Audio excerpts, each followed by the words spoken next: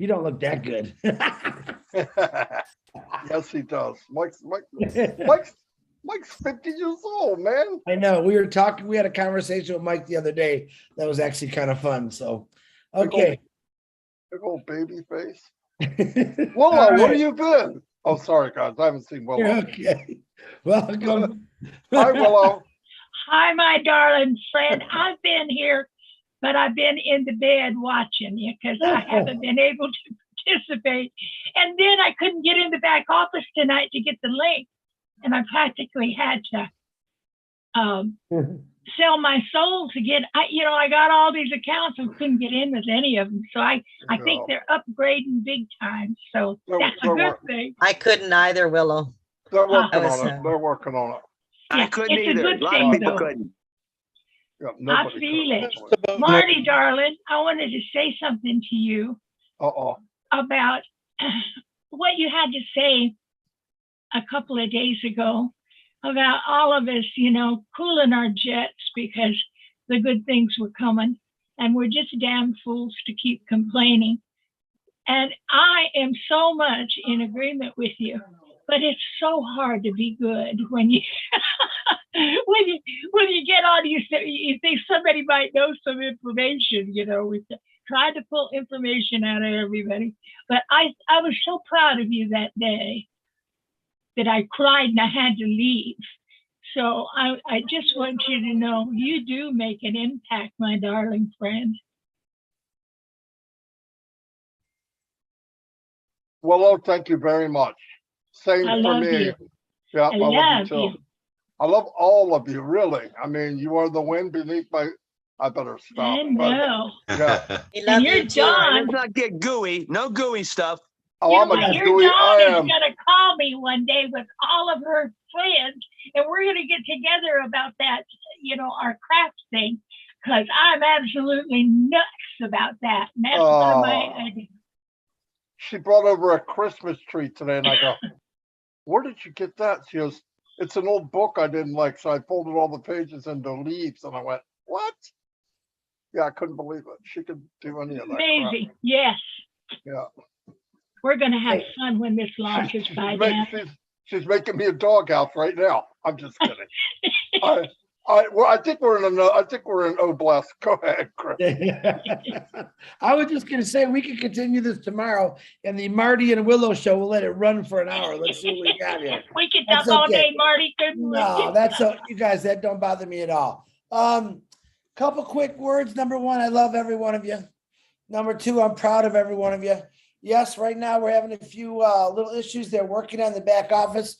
Stay patient, stay calm. Like we say, that is a good thing because Ash Mafar right now is doing everything for us. Not him, he's doing it for us. And just be patient. Here's the way I look at it.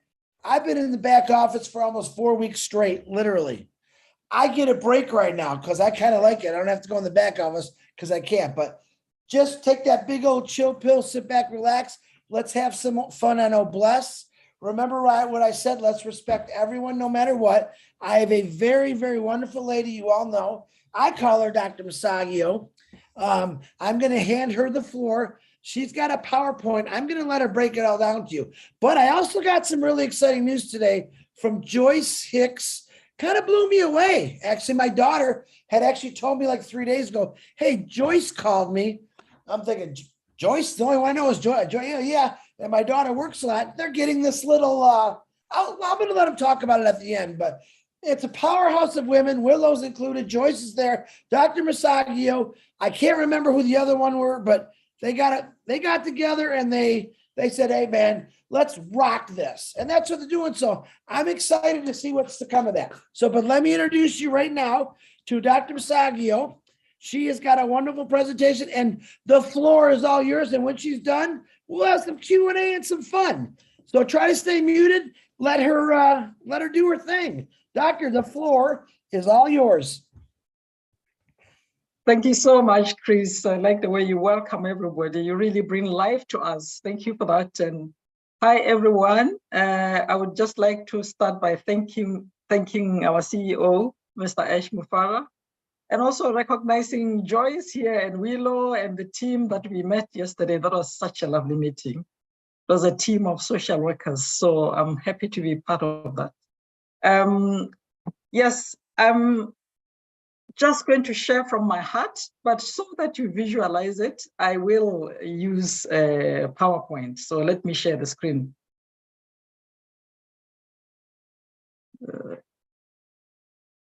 This, yeah. I hope I can manage this. You're fine, doctor. If you need help, just ask us. Well, looks like you're doing perfect right now. Yes.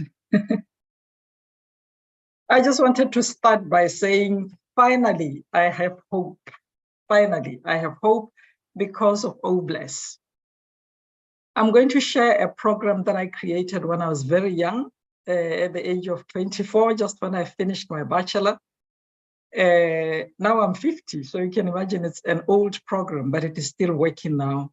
So I would like to just share it from my heart because I love it and I feel it has made impact. And I think as I share it, it can give ideas on how best also we can, how we can also approach complex problems around the globe. So the program that I created is called ACK for Children, but the trust is called ACK and MAC Trust. ACK and MAC is a trust that is in Botswana because I come from Botswana. Maybe I should have started by introducing myself fully. I like the way you say my name, Chris. My name is Masego, and as I'm talking to you, I'm sitting in Norway. I'm a teacher of social work in one of the universities here. And I grew up in Botswana, basically, and I did my bachelor there, and I studied also in the UK and did my PhD in Norway, and now I'm a teacher here in Norway. So what I'm going to share is really from my heart. ACK and MAC Trust means to save, ACK. And MAC means to give identity. We have a website if you want to check it out. It's called ackandmac.org. So Botswana is there for you to just visualize. We are in the bottom of Africa. And what I'm going to share, I am sharing because, and I'm saying I have hope because the program that we run has got a lot of needs, regardless of the successes that I may mention. We use tented accommodation, for example, which is good, but has got high maintenance and can be very hot in the summer and pretty cold in the winter. We bounce clean water from the next town where the campsite is or where the place is, because I will explain. We only use temporary electricity with engines, and we do not have permanent electricity. We do not have proper dining halls. We use tents for children to eat. We do not have proper therapy spaces. We use nature, which is good sometimes, but sometimes the weather really works against us. So ONPASSIVE and OBLESS is really hope for us. I started this program in 2000. A long time ago. Actually, we started crafting it around 1998 with a philanthropist who invited me to do this with him. And at that time, Botswana was really hard hit by HIV/AIDS.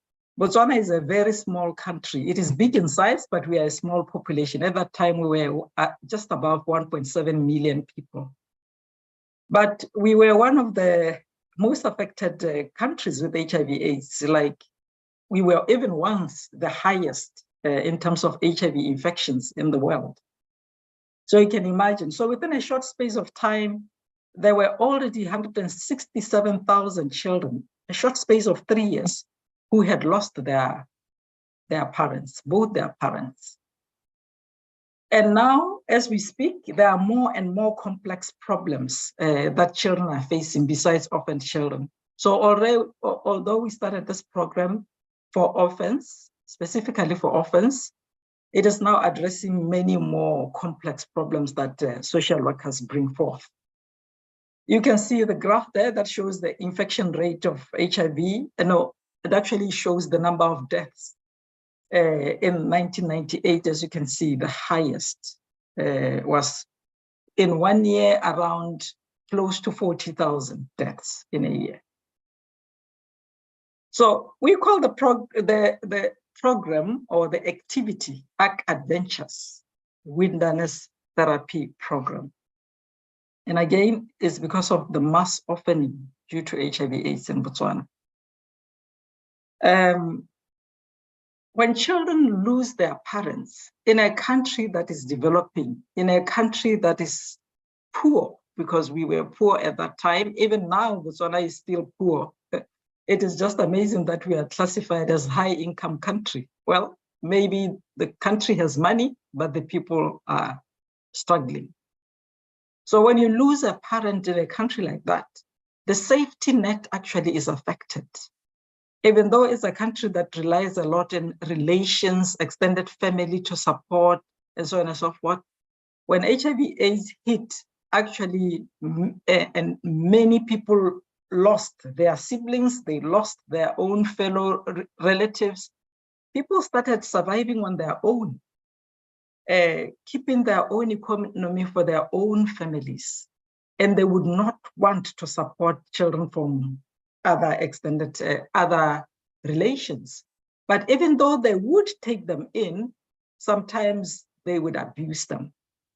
So these young people were exposed to abuse of different types, sexual abuse, you name it, emotional abuse, sometimes denied their education. And also they were stigmatized because of the disease itself. While at the same time, they were mourning and facing grief and trauma. They were also at the same time losing property because some relatives would grab their inheritance. And most of all, some of them were really challenged educationally because they wouldn't concentrate. But the issue is when it comes to grief and loss or grief and death, the culture is silent. Sometimes children don't even know that their parents have died because they are not told. Not in a bad way, but because the culture tries to protect them. And some of them were actually had already been infected from their parents because of HIV. So what we did was we combined Western psychological approaches and social work approaches with the traditional ways of strengthening a child. So we basically went to communities and said, we have a problem here. And of course, the communities had admitted, and we said, how do you deal with issues like this when children are challenged? But of course, communities did not know how best to do that. But they could remember, they said, most of them said, in our culture in the olden times, we used to strengthen young people by gathering them together in the wilderness and teaching them manhood and womanhood, educating them on how to take care of each other, how to be productive, how to care for one another, how to support one another in times of challenges, and to make them cohorts who would sustain each other for a long time. And it is true. Such kind of cohorts, I remember my father also participated in such kind of groups in the olden times. We called it initiation schools, and some of the African countries still have such. Some villages also in Botswana, like one called Muchudi, they still practice that. It is a culture that really was strong at some point in such a way that, for example, the University of Botswana is built through those cohorts. They would unite together and contribute to develop the country and their communities. So they said, that is the only way we know. So help us, and maybe you can take that approach. So we thought that was a beautiful approach.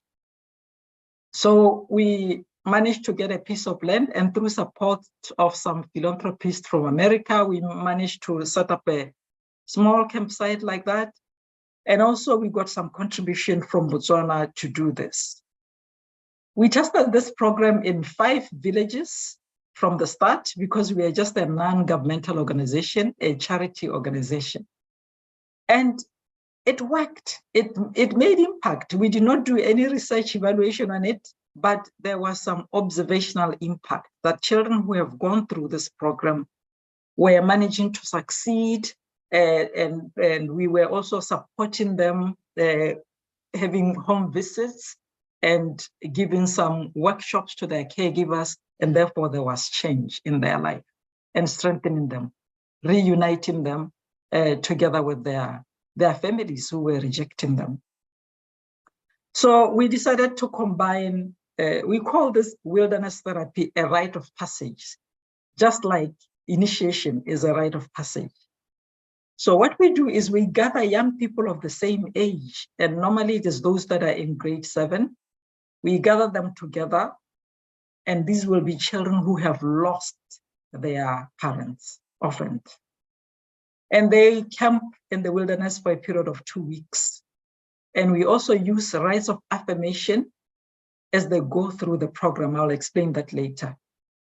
The Western psychological approaches that we adapted, which work very well with the culture, are group therapy because of initiation, as I talked about that. Botswana, people like working together. And we also use psychodrama, that is you demonstrate or you communicate the pain in your life through drama, the real pain. And we also use art therapy, we use music therapy, we use individual focus therapy. So when we take children away into the wilderness, we call that the separation, because we want them to take time to reflect alone as a cohort in the wilderness.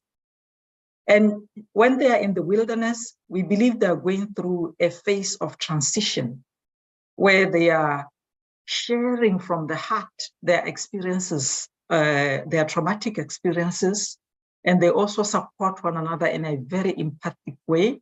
And they also make resolutions together on what can we do. And sometimes there's not much they can do in terms of challenges that they face, but they can be there for one another. And then we take them back home and we call that the re-aggregation. When they get back home, the community is ready for them, the chief, the people around who are aware of the program, the caregivers who have led them or given them permission to go and attend the program are waiting for them and they welcome them. And these young people would give feedback to the community to say, this is what we learned and we are ready to protect each other. And then the community would support them throughout the 3 years when we are following them up. So this is the campsite. As you can see, it's a very rustic campsite. There is not much there, but children have got tents to sleep in and small beds and mattresses to use as well. So we love being there. As you can see, by the campsite, we have a riverbed. It's dry most of the time of the year and has got lots of shades. Botswana is very hot and sunny. So this picture shows children just distributed themselves around the riverbed and they're doing their artwork, expressing their trauma through art. This is just one example of, I got permission from children to show this. We actually have a book chapter on this as well that we published, and they allowed us to use their drawings. So this young person actually had lost their mom and their dad and only relied on their uncle. And here, I could not understand until I talked to this child. Here's a drawing of an uncle who was supporting them after the parents had passed, but now he had hung himself on this tree. Now, when I met this child, he was always wearing a polo neck, a t-shirt that goes up to the neck here. In very hot weather, like 40 degrees, he would still be wearing that. But now when I sat down with him to go through the art therapy workbook, he said, he took off he lowered the neck of the polo neck and said, can't you see? I also attempted suicide on the same tree. And the writing here is in Setswana, but he says, my uncle held my life in his hands. And when he passed, I also wanted to pass. But people passed around and they were able to rescue him. So he said, I have lost hope. I have nobody else to rely on. So he had nobody else, but the cohort of age mates that were gathered in the wilderness together supported him through. This is just an example. There's one example of a young person who was so traumatized because they believed that their community had bewitched their parents, so they have died. So they always have hallucinations at night about these witches and so on and so forth. So the program really tries to dig deep into the trauma of these young people and help them deal with it. Here are they discussing in small groups. We combine therapy in the wilderness with something more exciting or team building activities. So we've got small ropes and also what we call lower ropes courses, like this one is called The Wall. It's a challenge, they go through it. But as you can see, they are not even really safe because it's an exciting activity. It's a small wall, but they would need helmets. They would need some protective clothes to do this. Some of them are doing it even with their bare shoes. Sometimes we have shoes to give them away, but we are struggling a bit. So we cannot wait for OBLESS. This one is called the leopard crawl. They are just learning to work as a team. So these activities actually, they connect very well with therapy. For example, challenge courses like climbing, rock climbing. It's exposure to a very tough challenge. But at the same time, below the rock there, we have a group of young people supporting the other young person to go up and saying, you can do it. So they do it as fun. They really enjoy it, but we always reflect together and say, what did we learn from this? How does this connect with our trauma? How does this connect with what transpired in the therapy sessions? So half of the day they spend in therapy and half of the day they spend in these activities, team building activities. Like that one is called the pamper pole. You go up and then you come down from a very high height. But whenever they come down, they reflect on the experience and connect it with what they learn in therapy sessions. And this helps them. It's like metaphoric symbols that help them remember, I can do it. If I did it, I can do it even in my life. And we use what we call rites of affirmation because we believe that the therapy is very cumulative. Every time something new comes up for the 14 days that they camp, as we use different methods.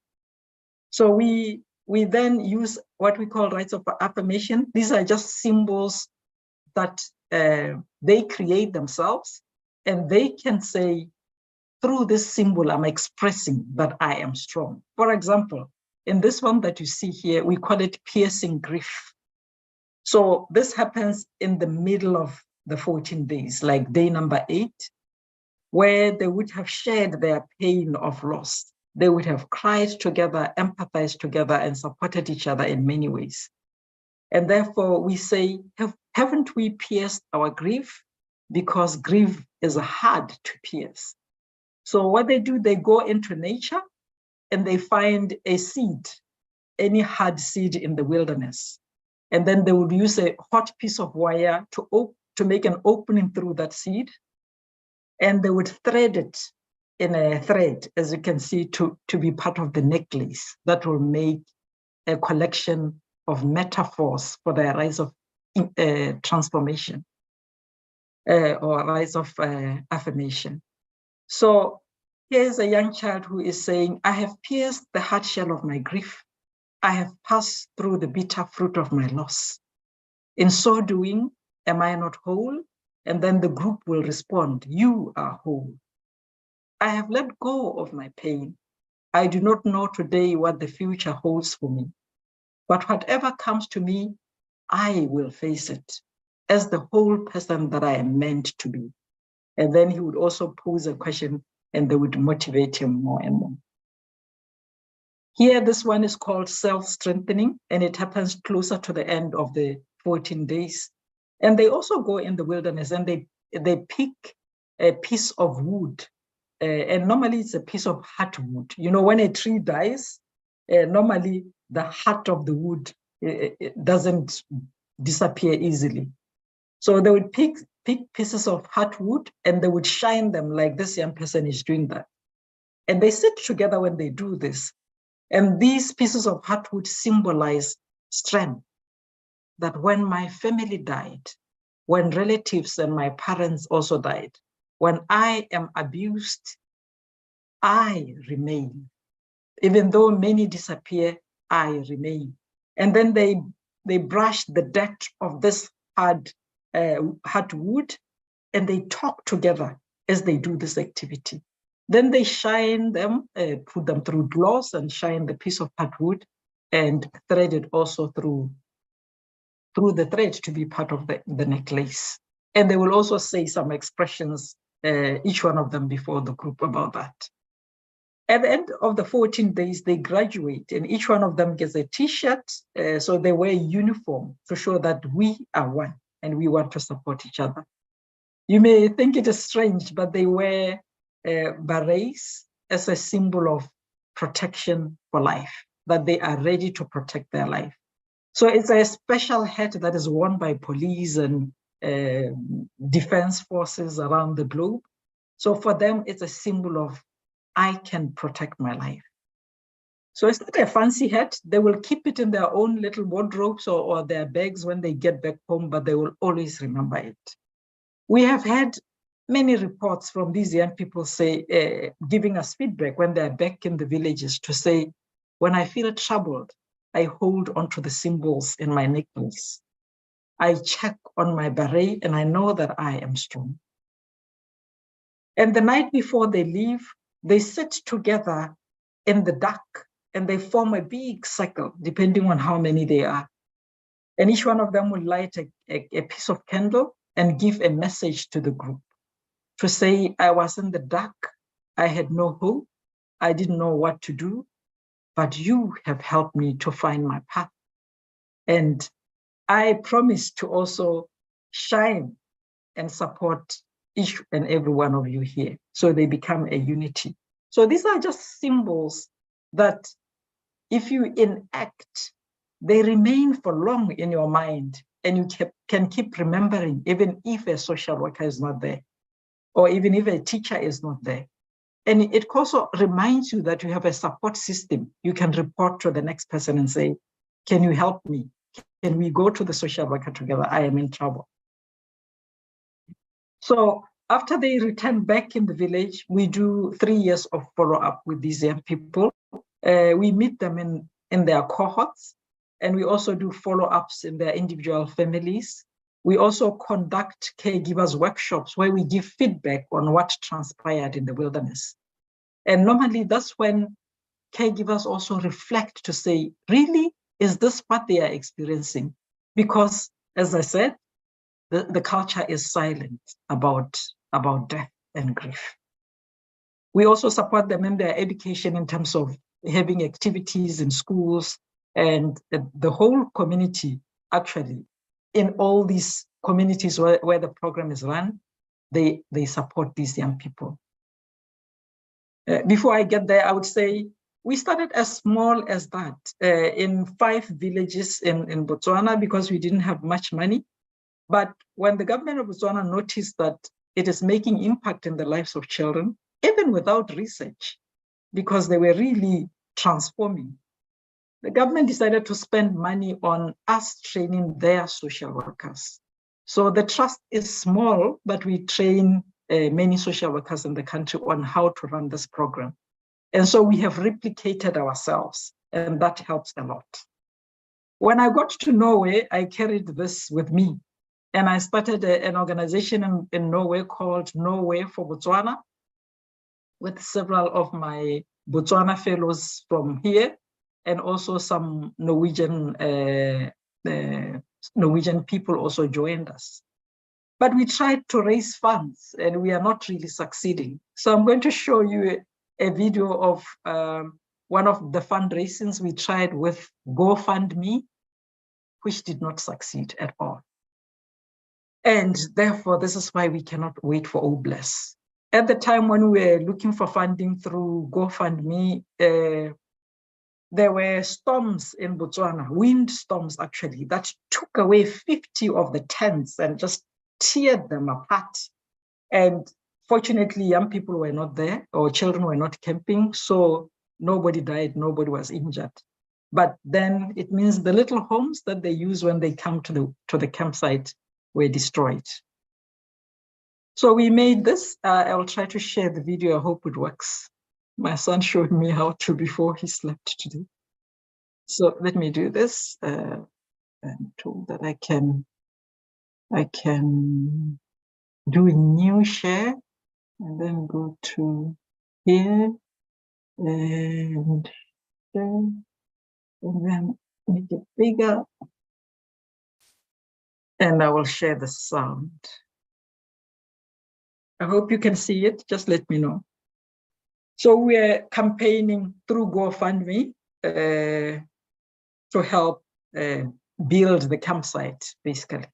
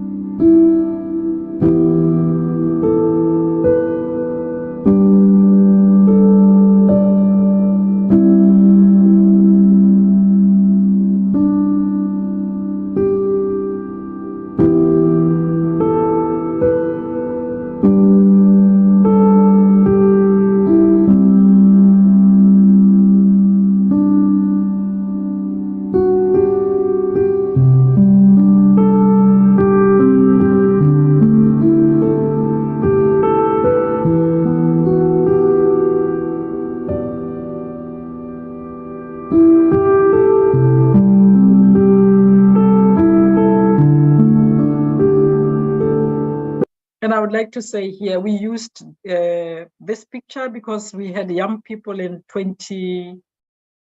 from Canada, Vancouver, Canada, coming to help build our small dining hall. It is the only building we have that you saw actually from the beginning. So we used this to say, some helped, maybe you can also come and help.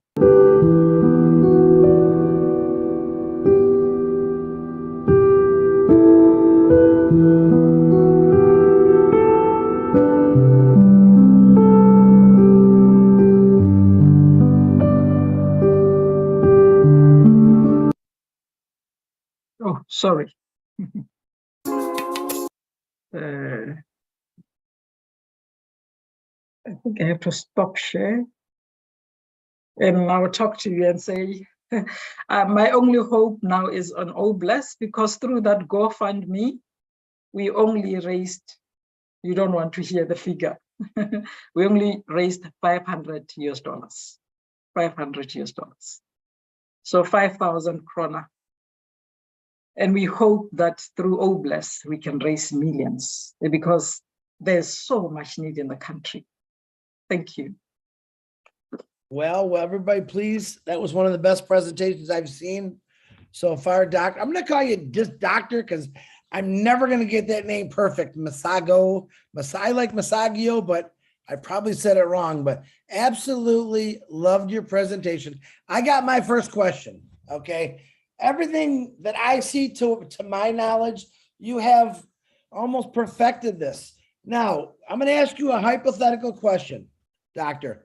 What if I said I can get you $100 million to that facility? I want you to explain to me what $100 million could do for that facility. Just top of your head thinking. Yes, I don't even have to think, because I know it can do so much. You know, one day here in OBLESS, I saw a presentation. I can't remember the names, but they were presenting 3 buildings and so on and so forth. I wish we could do that, use 3D, and we could build cabins for young people, because we would like to make it as rustic as possible, but to have permanent, semi-permanent buildings like cabins would really help. And it can also fit so many young people in there. So we would build a lot of cabins in the campsite. We would furnish the campsite with beds. We would have a number of dining halls. Maybe you saw in the video about, we started with 30 children camping at a time. Now we have over 200 camping at a time. And we have like 5 groups camping throughout the year. And we also have social workers coming there to camp and to be trained. And so accommodation is used for many, many other groups. So we would do that. We would have running water. It's a 10-hectare piece of land. So we'd have running water, we would have electricity.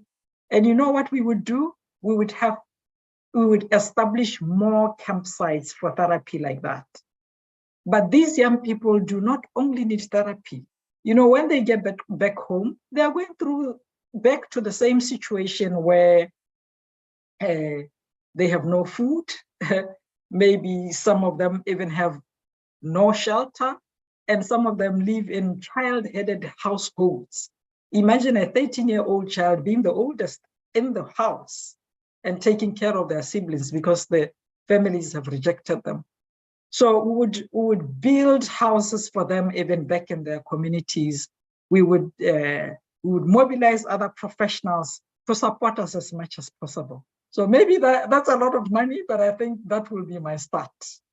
Well, and my hope is that it's not only Botswana, many African countries have been affected. We have made presentations and conferences about this project, and people say we need this also in our country.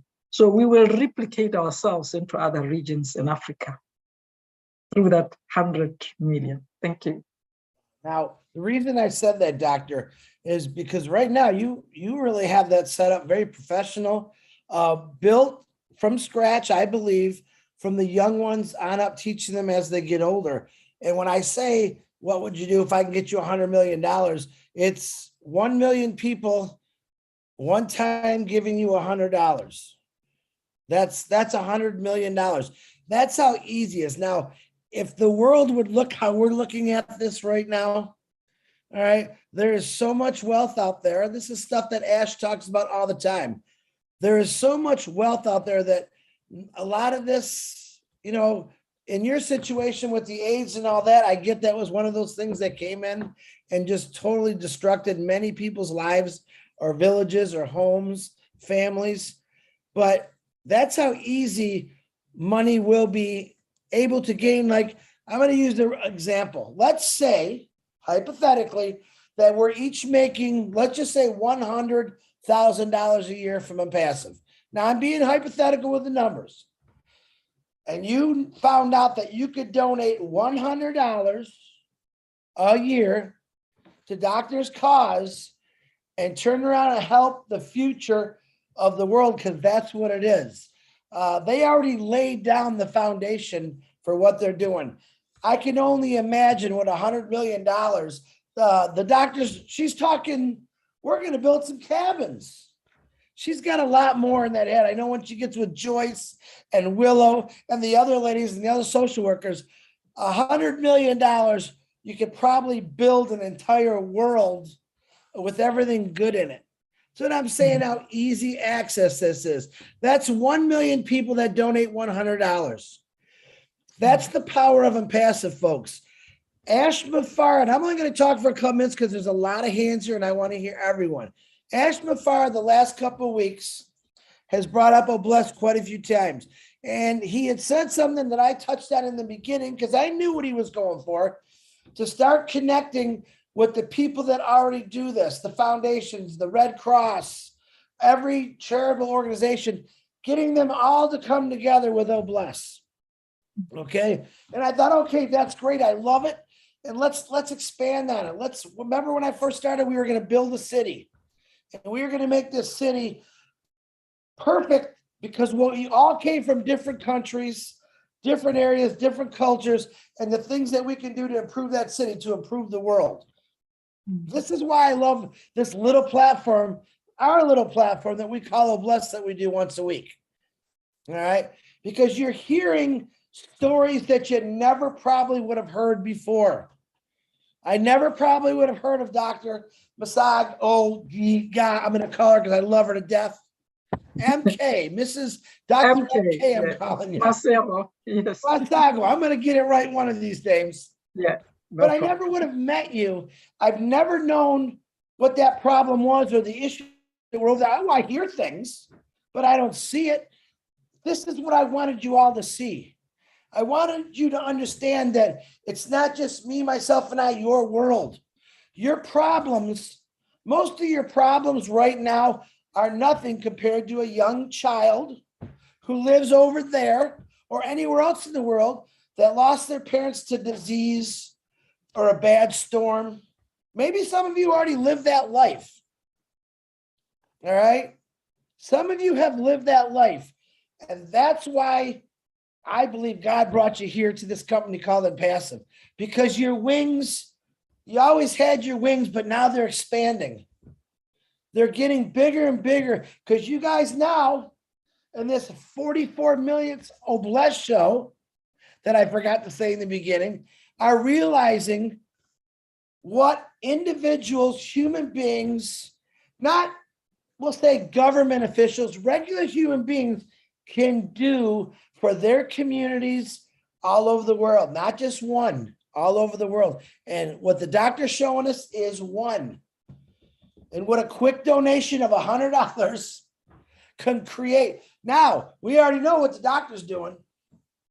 We already know what the Red Cross does and all the other. Can you imagine the force, the power, and I say power in a good way, of what we can actually accomplish? Well, I don't have to worry about, higher ups, we'll say. I don't like using the other word. We shouldn't have to say, oh, well, I want to come in with these 116 people and we want to go completely crazy and help the doctor out and build this up bigger than what it is, get more people to help build these cabins. We know we have a company that could build structures like you wouldn't believe, pretty cheap. We know we got a company that can do 3D. I don't need to go get permission. This is how I think from, hey, I'm coming into your country. I'm here to help out because there's a beautiful doctor in here who wants to help your people live strong, excited, life, build things up for your country. I never understood why we need permission to help people. All right. Now I'm not this big rule follower, as most of you know. I'm not going to bust into a country and say, get out of my way. I'm going to build some cabins. I'm going to get these kids some food. I wish I could. There are rules we're going to have to follow, but it's up to us to let these, we'll say governments, we'll say countries say, listen, why do I need your permission to help these people out? I have individuals that are willing to come in here and to put money down to build structures, to get fresh food, to teach them how to grow food. Why would governments turn us down? That's up to us, guys, gals. All right, I'm going to stop talking. Doctor, I'm going to open this floor up to the hands in the air, and I'm going to let you run it. I'm not going to say another word. All right. Engineer Mike, please unmute yourself.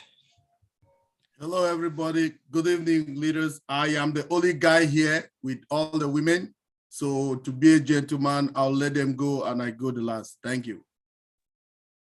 All right, Michael, very nice being a gentleman. Jean, it looks like you were the first woman. Go right ahead. Wow, that's so gracious, Engineer Mike. Thank you. Well, I was kind of hoping that somebody was going to go with something about the existing plans that Dr. Is it Katisi has put in place, but I want to take a different tact and say, if you are already using art therapy, music therapy, so I'm assuming that you have people coming in and working with the children with those therapies that may have training in those areas, because if the children, I mean, obviously the what I'm thinking of is monetization of two ways. If the children are creating art, so not the raw trauma-based art, that's very private, right? But if they're already creating art and it's part of what they're doing in their healing process, that art could be made available to the public to bring fees in, and that they could be sold and sent through the mail, or they could be sold digitally or whatnot. So that was one thought. It's a way for the kids to also feel great about themselves. They're presenting their art and people all around the world are purchasing it. I know I would want to, because they're beautiful. What the few things that we saw, painful, but I'm talking skill level, the artistic skill level. And the other thought was that if there's music therapy, perhaps the children could come together and write a song together, a song of affirmation, and then that song could be made available as like a download or put on YouTube. And you know what I mean? I'm just trying to think of ways that the children can use their creative outlets. If they're already doing that as part of their healing process, that there could be a way to bring in a little extra money before the big money of Oh Bless gets going. So it was just some thoughts that I had. Thank you so much, Gina. Do I say it correctly? Thank you so much for that idea, because some of them really need sustenance when they get back home. However, we connect them to other services, of course, because the government slowly, even though it's slow, but they try to support them with food and accommodation and other things, but it's just still so minimal. So we have never thought of that, actually, Gina. So that can be really great, because some of them produce really good art, like you could see in one of the pictures. Even though it's painful, it just shows some skill to a very good level. And yes, we have, I am not trained in everything. For example, I'm not trained in music therapy, but music therapy we just introduced 3 years ago through a colleague of mine here who is a clinical psychologist and traveled with me to Botswana to train the social workers. So they have started to do that. So, and an idea like that would work, producing a song, of toughness and unity, and I don't know however they would like to produce it, but that could make money for them in Spotify or something. And be an anthem of their healing journey that would uplift them, and then they play a part in creating it, and then you have a musician on the side that's helping them to put it together and then make it available to the rest of the world, for a nominal fee, but then again times millions of people, that money can really add up. And obviously this is not as critical as getting them food and shelter. So that's why I was hoping some other people would go first, and this would be sort of a supplemental way to get funds going before, like say Academy and Oh Bless and all of these other tools and ONPASSIVE will just start to bring in funds in a bigger way. So this is and I just think that children would feel empowered by that somebody valued their art, someone valued their creative input. I know that means a lot to me personally. So it's just another way that they could be a part, like if the things were, say the artwork was being sold and you had a sort of an infrastructure there to mail them through the mail, they could play a part, almost like a business. They could be the ones, taking their art, putting it in the envelope. You know what I mean? Like it could be part of an activity for them. And that could be accommodated in the 3-year follow-up support activities, because they do have activities, but we have not thought of that, of more fundraising activities. That's very empowering. Thank you. Look at Gene. Again, comes out of nowhere. And you know what, Gene? It is important. I disagree with you. Yeah, some things, food and water is important, but obviously what you said sparked something in the doctor's head there, because she got real excited about it. So I appreciate that, Gene. You guys get in contact with each other. Get your swap information, man. You guys are, I'm going to call you the powerful, the new powerful ladies. You guys are just coming on strong. All right. Speaking of a powerful lady, a dancing machine queen, Marcianne. Please unmute yourself. Thank you, Jean. Thank you, Chris and Dr. Masego Katisi. What an emotional presentation. And, you know, this is one of my passion. And for those that they know, I have talked about the children living with HIV and AIDS. And I said I was going to do something for those children. And the reason I said that day, I think it was one of the shows that we usually had. This was my thing. It's one of the diseases that nobody want to talk about it. We all talk about cancer, about other stuff, but we forgot that this is a silent killing in our community and the generation of children that they are building our community. Children that they did not deserve nothing to have that disease they were born with. Nobody care about them. Dear sister, we have a program that we started it after Ebola, and today we are based in 5 countries in Africa.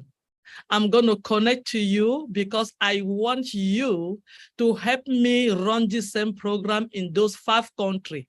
Because when Ebola started, children lose their parents. And we were so emotional. We have nothing, but we wanted to help those kids. We didn't know them. We started on our own, going out in different countries. We started from Sierra Leone. I'm not from Sierra Leone. We were flying over there and getting young girls, taking them and sending back to the training, helping them. Later on, we went to Zimbabwe, we went to Zambia, we went to Nigeria, and this year we finally got to my own country, which is Cameroon. It happened this year, and we get the authorization to do that. So this is the program that I was always thinking about how I am going to do this. And I'm going to tell you the story under it another time, and you will see why I really want to do this. I was crying. It was just touching me from the bottom of my heart because I know that nobody wants to talk about this, and people are dying silently. Family are rejected children. People are running away. They are hanging themselves because they don't know who to talk to. And you finally brought it up. And I am so glad and so happy that the program is there and you are doing so good already, believe me. And that platform that you put in Norway, we are going. I personally, I will get in touch with you. And believe me, by next year, you will be based in so many other countries. I will get you if you have to do anything on my power to get connected to the United Nations, because our project today is with the United Nations. We are recognized. With the United Way, we are recognized. We started it just like nothing, and today we are going very, very fast. And actually on this 18th of November this year, we are going to have a big fundraising gala in the Houston, Texas, which I am going to send you our website. You will see what we do. Sister, that's all I can say. I am so happy that you somebody finally think about those children living with HIV and AIDS, and we can openly talk about it without having any kind of shame, because it's a disease that nobody talk about. It's a shameful disease according to people, but those children did not do nothing to get born with that disease, and they are going to grow up and be human. And we want them to be themselves. We want them to know that they are value. We want them to know that they are just human and they can act and they can live and they can have their life running, and nobody will tell them otherwise. Thank you so much. I am so happy I did not miss this function today. I am very happy. I will get your contact and I will be with you. Thank you. Greatly appreciated. Thank you so much. And that's what we are facing. You know, we are even facing overlapping pandemics, HIV/AIDS, now COVID. COVID has killed so many people in African countries, including Botswana as well. So you'll find these young people are actually losing a second generation of parents, those that had taken them in. They're losing more even. So it's just it's a painful story, but we can do it. So thank you, Marciana. I hope we can exchange contacts and continue talking.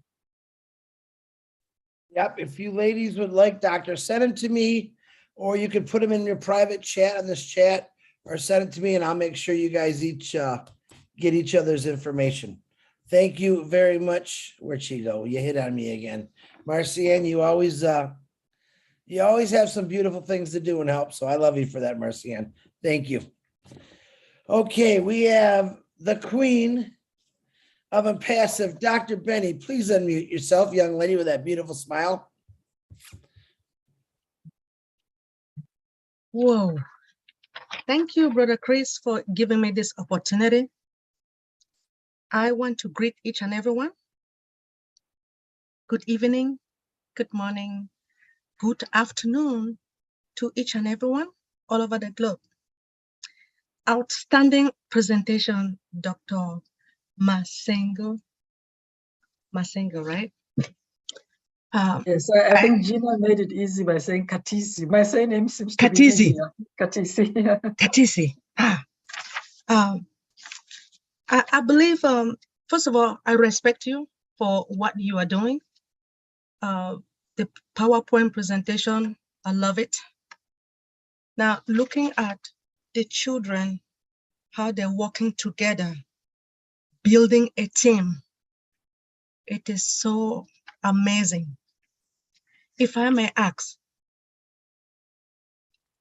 we know that Africans are good in having large families.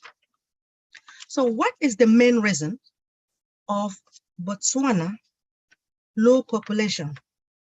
By the way, I noticed that in 2021, the population, I think is 2,385,895. In 2022, you have 2.630. It's really, really low, right?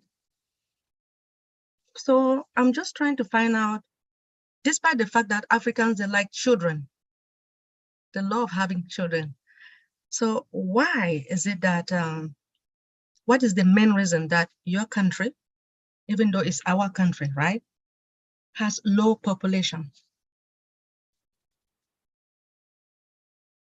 Yeah, should I answer that? I don't have the whole answer, but we have always been small, basically. And then, of course, after HIV, many people dying, it also affected the number of people there. I remember we have lots of motivation from government to have children, actually. Like in Norway, Norway also has got a lower population, and the minister is always saying, have more kids, have more kids. So actually during HIV/AIDS scourge, when it was really called a scourge, there were articles that Botswana will disappear because of so many people dying. But thank God to ARV drugs that really helped people to have more life or longer life. Yeah, otherwise, besides that, HIV/AIDS and now COVID-19 has affected the population to some extent. We have just always been small, but it's been reducing. I mean, a number of children to a family has been reducing over and over the years. For example, we are 9 in my family, 9 siblings, but we are an old family. I'm the oldest, I'm the youngest, sorry. I'm the youngest, for example. But now I have 2 kids and my siblings have 2 kids each, you know, so it keeps reducing like that. But otherwise, maybe we have not been like many other African countries producing more. I don't have an answer otherwise. No problem. Anyway, I noticed that because of the HIV, these children will really need serious counseling. Hopefully, because of All Bless, when the time comes, I will, because I have a master's in counseling as well, I will be there with those children, and when the time comes, we can work together so I can communicate. I will make them happy. Anyway, thank you. Thanks very much, Dr. Benny. we'll always need additional professionals. So thank you for that. There you go, Dr. Benny. Thank you very much for those, your thoughts, your kindness. Always appreciate that. Look at that, Doctor. We got staff coming your way now. Look at that. All right, thank you Really again. appreciate that. Yeah, there's a lot. Listen, I told people from the beginning that this group will get smaller and smaller as we go along. Now tonight the back office was shut down, but I know the real people are here. Someone asked me tonight, Chris, what do you think is really going to happen with the angels when we launch? And I said, you want to know the honest truth, my honest opinion? Yeah, a lot of them are going to go run and enjoy their lives. And some of them are going to really, really be those angels that they've always wanted to be. All right. And you people are here right now. But just keep that in mind. So Ash, what does he say? Help one person a day. I'm not asking you to change your entire world to help another world. I'm asking you just to help one person out.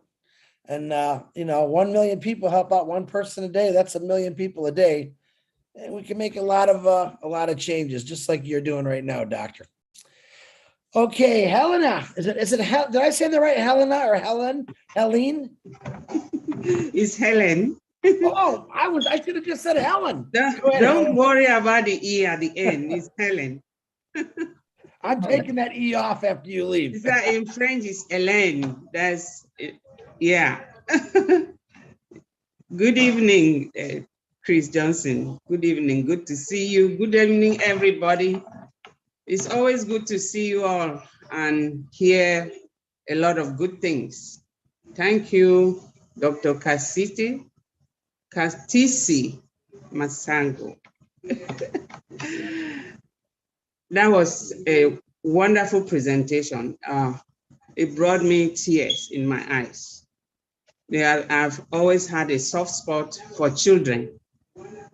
I've worked with children, but I didn't work particularly with those of AIDS descent. It's always hurting to find children left on their own and not knowing what direction to take. If it hurts as a mother, it hurts. So I've worked with them. I've worked with underprivileged kids, with Save the Children. We have Save the Children here. I think we can get close to Save the Children to help us with these children again in Africa, because of crisis and other political influence. The Save the Children offices closed in many countries in Africa. So these children have been left unattended, left to us Africans who don't have the means. So I have a question, Doctor. That is a wonderful program that you have. You train the children, or you take them out for 2 weeks. After 2 weeks, and they go back home. I think that is not enough. So the follow-up, some children might come out of the trauma faster than the others. What happens to those who don't grasp and are still grieving and still lost? Do you have a program to follow up those particular ones? Yes, maybe you missed that one. I shared that we have a 3-year follow-up support with them. So we follow them up for 3 years. They need a lot of intervention, actually. It's not only just learning to express themselves and sharing with the rest of the cohort in the wilderness, but grief is so complex in a country like this because it comes with poverty, with grabbing of property, it comes with abuse, it comes with challenges in education. So it's very complex. So in the 3 years, when you follow them up, we connect with different other services to refer them to. Okay. But again, this is a developing country, so it's not really much. But the fact that we are there, the fact that they meet so often, together as cohorts, and that schools are aware of this program, and teachers sometimes call them and address them. People are aware that they are there and they need support.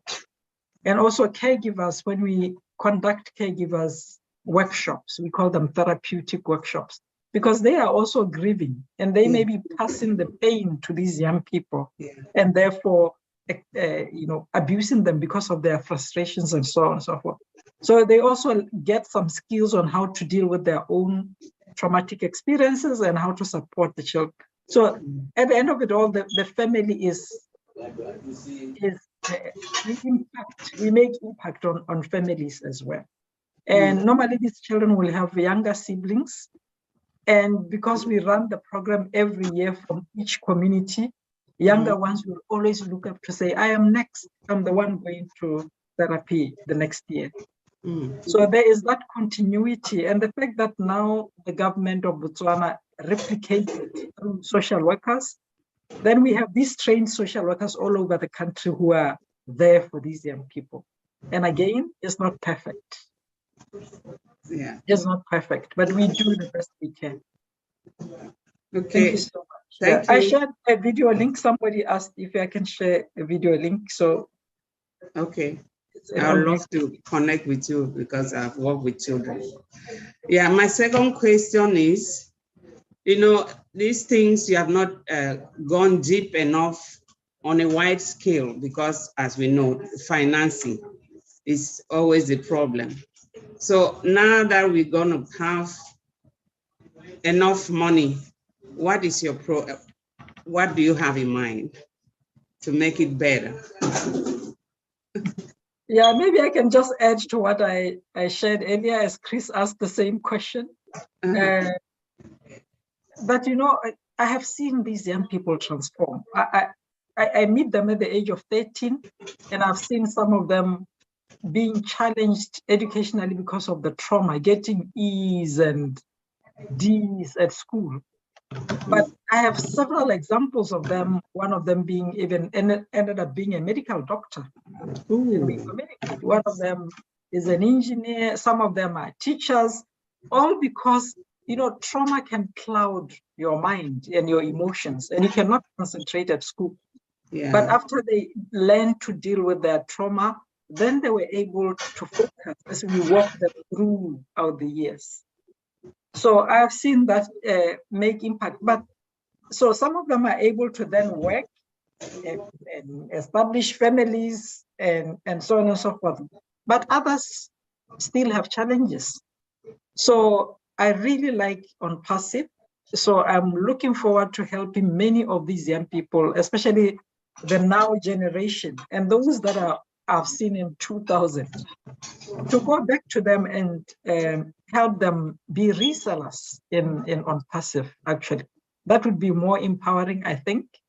But also to connect to fellow social workers like we are doing with Joyce, to try to say, what can we do together as a blue?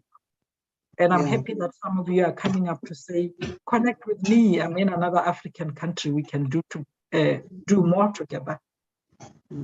Because it's not an easy program to run. I want to tell you. When I was young, when I was like 26, there were so many of these young people, and sometimes we would be two social workers doing this, and story after story after story, painful stories. I ended up not being able to cry. I had to go for therapy to learn how to cry. Oh boy. Yes, because I was always closing in my tears for their support so that I'm stronger for them. One session after the other and after the other. So that really made me suppress my emotions. So I had to go for therapy myself. So it is not just an easy program, even though we can roll it out globally. We need to be careful on how to handle it. We also need to have more skills supporting it, which is very rare in our countries. Yeah, to have professional skills. Sorry, I went on and on. Thank you. Okay, thank you so much. That's a lot of enlightenment. My last question is, you have a very rich curriculum for this program. I love it. Is that your field of studies, or it was just a gift from God to come up with these things on how to help the children? Yeah, I'm a social worker. I'm a trained social worker, and I've done therapy for children, also specialized in that in my master's program. Mm-hmm. And then I have a PhD in health promotion. So the three educations helped me to keep developing this further. So I'm doing it as a professional and training my fellow people back in the country. But I think normally when we choose professions, it's connected to the way we grew up as well. So my family background has influenced me to give a lot. Okay. Thank you. Thank you, Helen. Guys, I apologize. I got a dog who wants to be fed and taken outside, and it's raining. Hey, I got some news here. I want to stop what we're doing, and I want to bring on Marty DeGarmo. He has an update for us. So, Marty, if you could please unmute yourself, please. Thank you, Helen. That was wonderful questions. You're welcome. Yes, beautiful. I love children too. As you know, we're raising our grandchildren. They're the most valuable resource we have, correct? Anyway, yeah, I was chatting with Ash.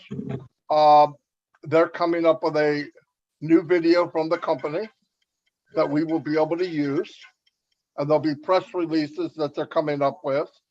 They've been in communications with Be In Sports, which is out of Qatar. They have a very good relationship. Things are going very, very well. So, but he'll have stuff that we can use. It made sense because we were going to Be In Sports to begin with. We just didn't get all the details, and everybody in ONPASSIVE, as we are, we go crazy and start making posters and everything else. So, but they're going to have a guideline of something we can use. It'll be really nice. As far as the site being down, the cloud team, I want to make sure I say that right. I told somebody else said clown, but the cloud team is working on what's going on with the website. He said it'll be fixed very quickly. And other than that, everything is get prepared to live the life of your dreams. That's all I have. Oh, one more thing. One more thing. Hello, Nancy. I see my sister Nancy's here from Papua New Guinea. See her? I wanted to I'm talking to. Go ahead. What?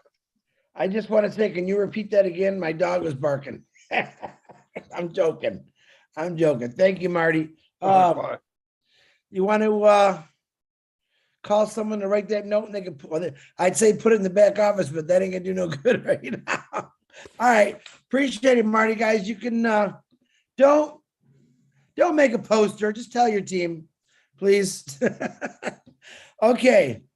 And Nancy, yes, I will get to it. I'm very excited because I haven't heard your beautiful voice in a while. But let me see, Gladys Navarro. I'm always excited. Listen, all my beautiful sisters on here. Gladys, unmute yourself, please.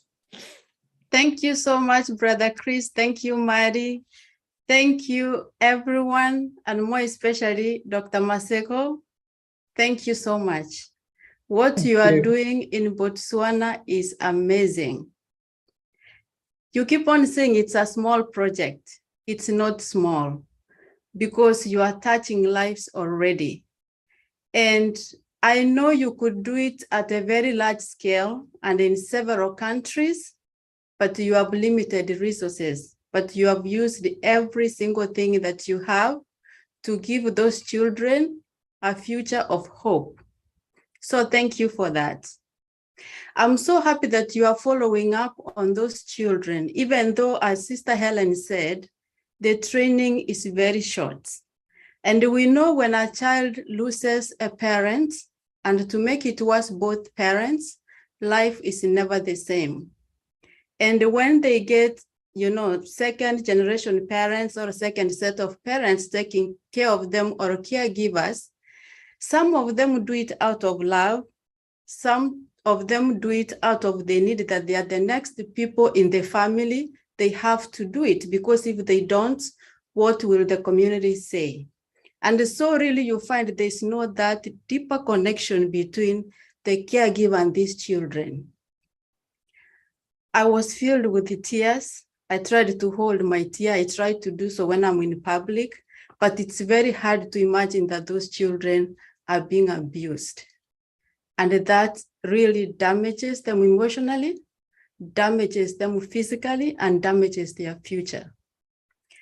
And so I'm happy that you are doing the best that you can, but surely with all blessed, I believe that these children will have much, a more streamlined structure where they can live knowing that they are secure, whereby they go to bed not wondering what they will wake up tomorrow to.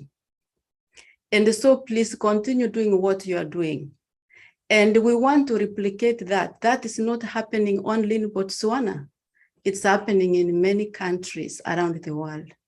And I would like to take your program to Kenya, because there are children that we are helping, but we don't have such a structured way that you are doing to train them to be resilient, to give them a structure whereby they can relate with their peers. Because at that age, when I looked at them, their peers, their age mates are very special to them. And the worst that you can do is to take that away from them. So I want to really partner with you and make sure that, those children, whichever country we are going to replicate that. I'm glad that you are in Missionaries for Africa. And that's where we have come together from, all the countries of Africa to work together as a team. And I believe that through All Bless, we can be able to do something to give a future and a hope to those children around Africa. Now my question comes regarding the caregivers. When you encounter that children were living in a certain family and they have been abused or mistreated, because I know in Kenya, the law is not as, in Africa in general, I don't know about Cameroon in specific, but most countries in Africa, the law is not strong and against the people who do such crimes. And sometimes even family members sweep them under the carpet. What do you do in that case when you encounter that children are going through that? Do you move them to another family? What do you do? Or have you been in that situation? Yeah, many of them, many situations like that. But thank you very much, ladies. And I'm happy that this can be replicated. I've been waiting for this for the rest of my life. So I'm so glad that All Bless and ONPASSIVE will help us with this. And the beauty about ONPASSIVE is going to impact the whole world in such a way that even selfishness will just fade away from people. Just selfishness, because some of the acts of abuse are just due to selfishness and frustrations. So that's why we say when HIV/AIDS scourge hit, then the safety net of that relation and extended family support, it just fell off.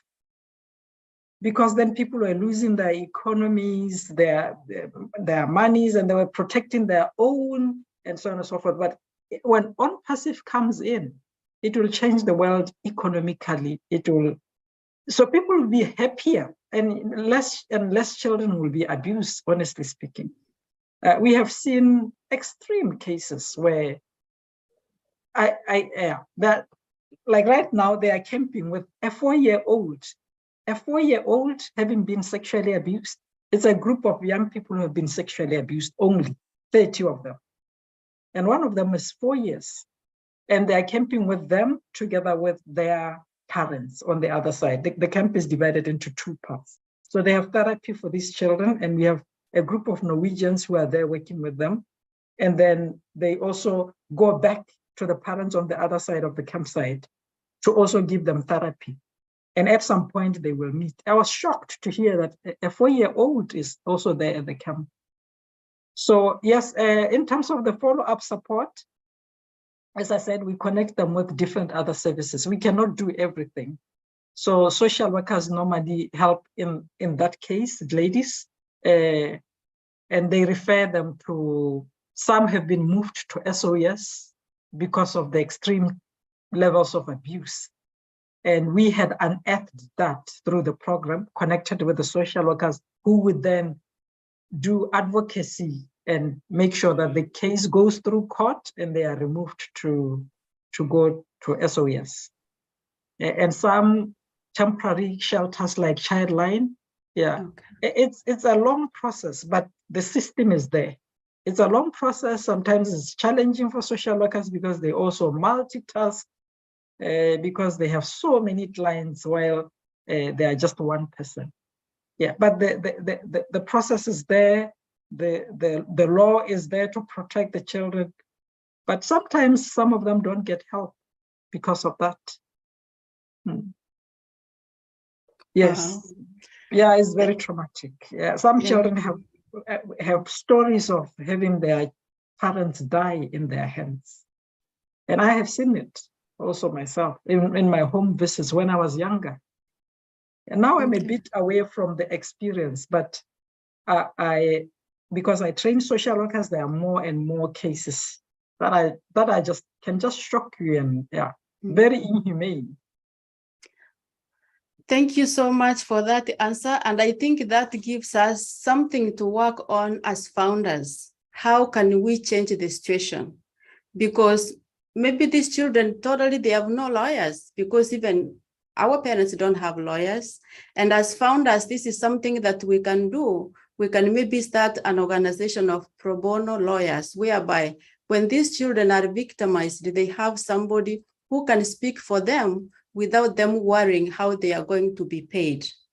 And regarding what Jean said about these kids putting their talent into practice, maybe, healing through music, if they want to record a song, is something that is doable and it works. Music is therapy in itself. And some children can express through music by writing their own lyrics.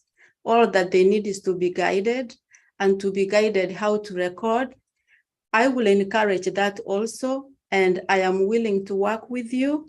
I can, guide you how we can help them, for them to be able to record their own music, prepare them for that and what to expect and how to put it on the platforms digitally, so that even if they don't put it immediately, it will help them. It will improve their self-esteem. It will improve their talent. And I pray and hope that your model will have its own school whereby you will be able to recognize talents. Because back home, we are told you have to go to school, you have to get good grades. But it's time that we start now rewarding those children who have talent, but who are not able to understand, to study books and get A's, but they can excel in what they are good at. Thank you very much. Yes, thank you. Yeah.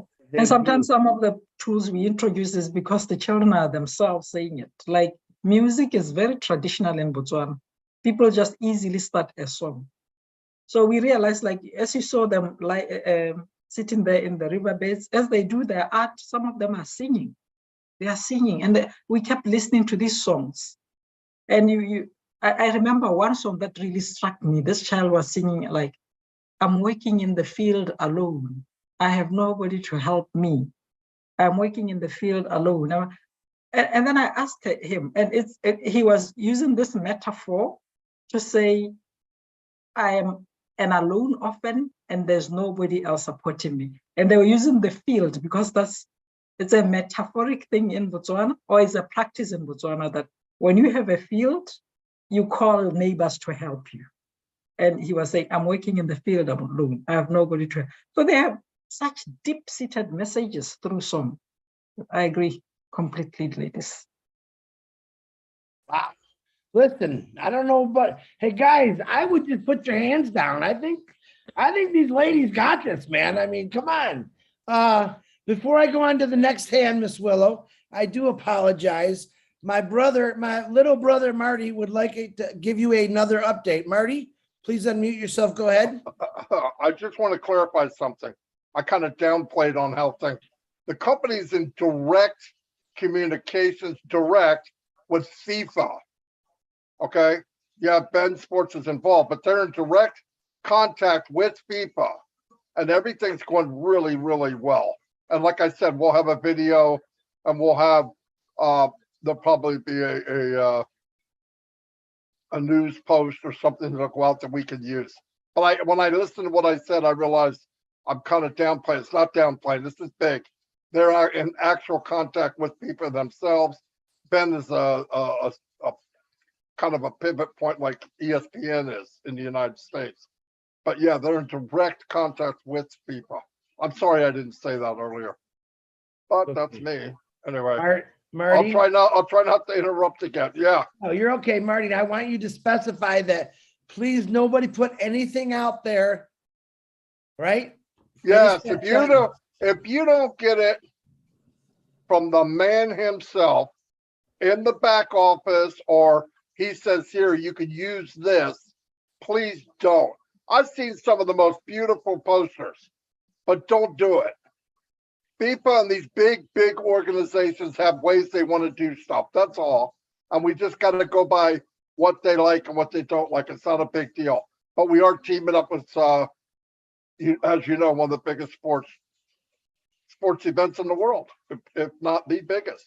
So it's important that we do exactly how they like us to do it. But everything, the communications are absolutely great. Ash couldn't be happier. I just wanted to pass that on. I just wasn't the best reporter on the job. You know what I mean? So I tried to make it better. Anyway, I believe this is all I have, unless I get another jolt in my phone saying, Blockhead, I want you to, no, I'm just kidding. But that's what I got. Thank you very much. Very good.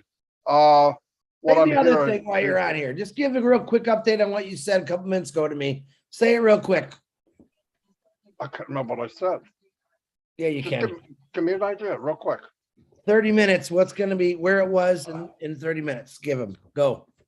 Oh, they're working on the O Network. They found the problem. It had something to do with O Network. Okay. So they're revamping it. It should be done in the next 30 minutes. And we should all be back in there and playing in the playground of ONPASSIVE. I don't know what you guys doing there, but So, you know what I mean. On that note, with the errors that we've had the last couple of days, I'm believing that that's what Ash has been working on, and that should be able to be fixed, that situation. Everything's been getting better. Okay. Listen, when you're working with something this big and that much coding, you do one thing.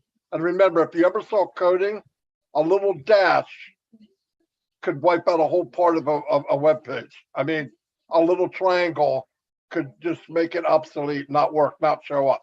So, but these are the best of the best. They just got to go back and trace it. Remember, anytime they make an adjustment, they copy what they have first. They make the adjustment. If there's a problem, they can go back and trace whatever it is they might have skipped out on by accident. It's not a big deal. This happens everywhere. Thank God we have the best of the best. Anyway, that's it. Yeah, 30 minutes, we should be up and running. Now, I want you guys to remember, 20 years from this date, you're all going to be telling your grandkids or your kids or your friends about this night as, oh my God, we always went into this panic. There was this one night where we couldn't get into the back office for a couple hours.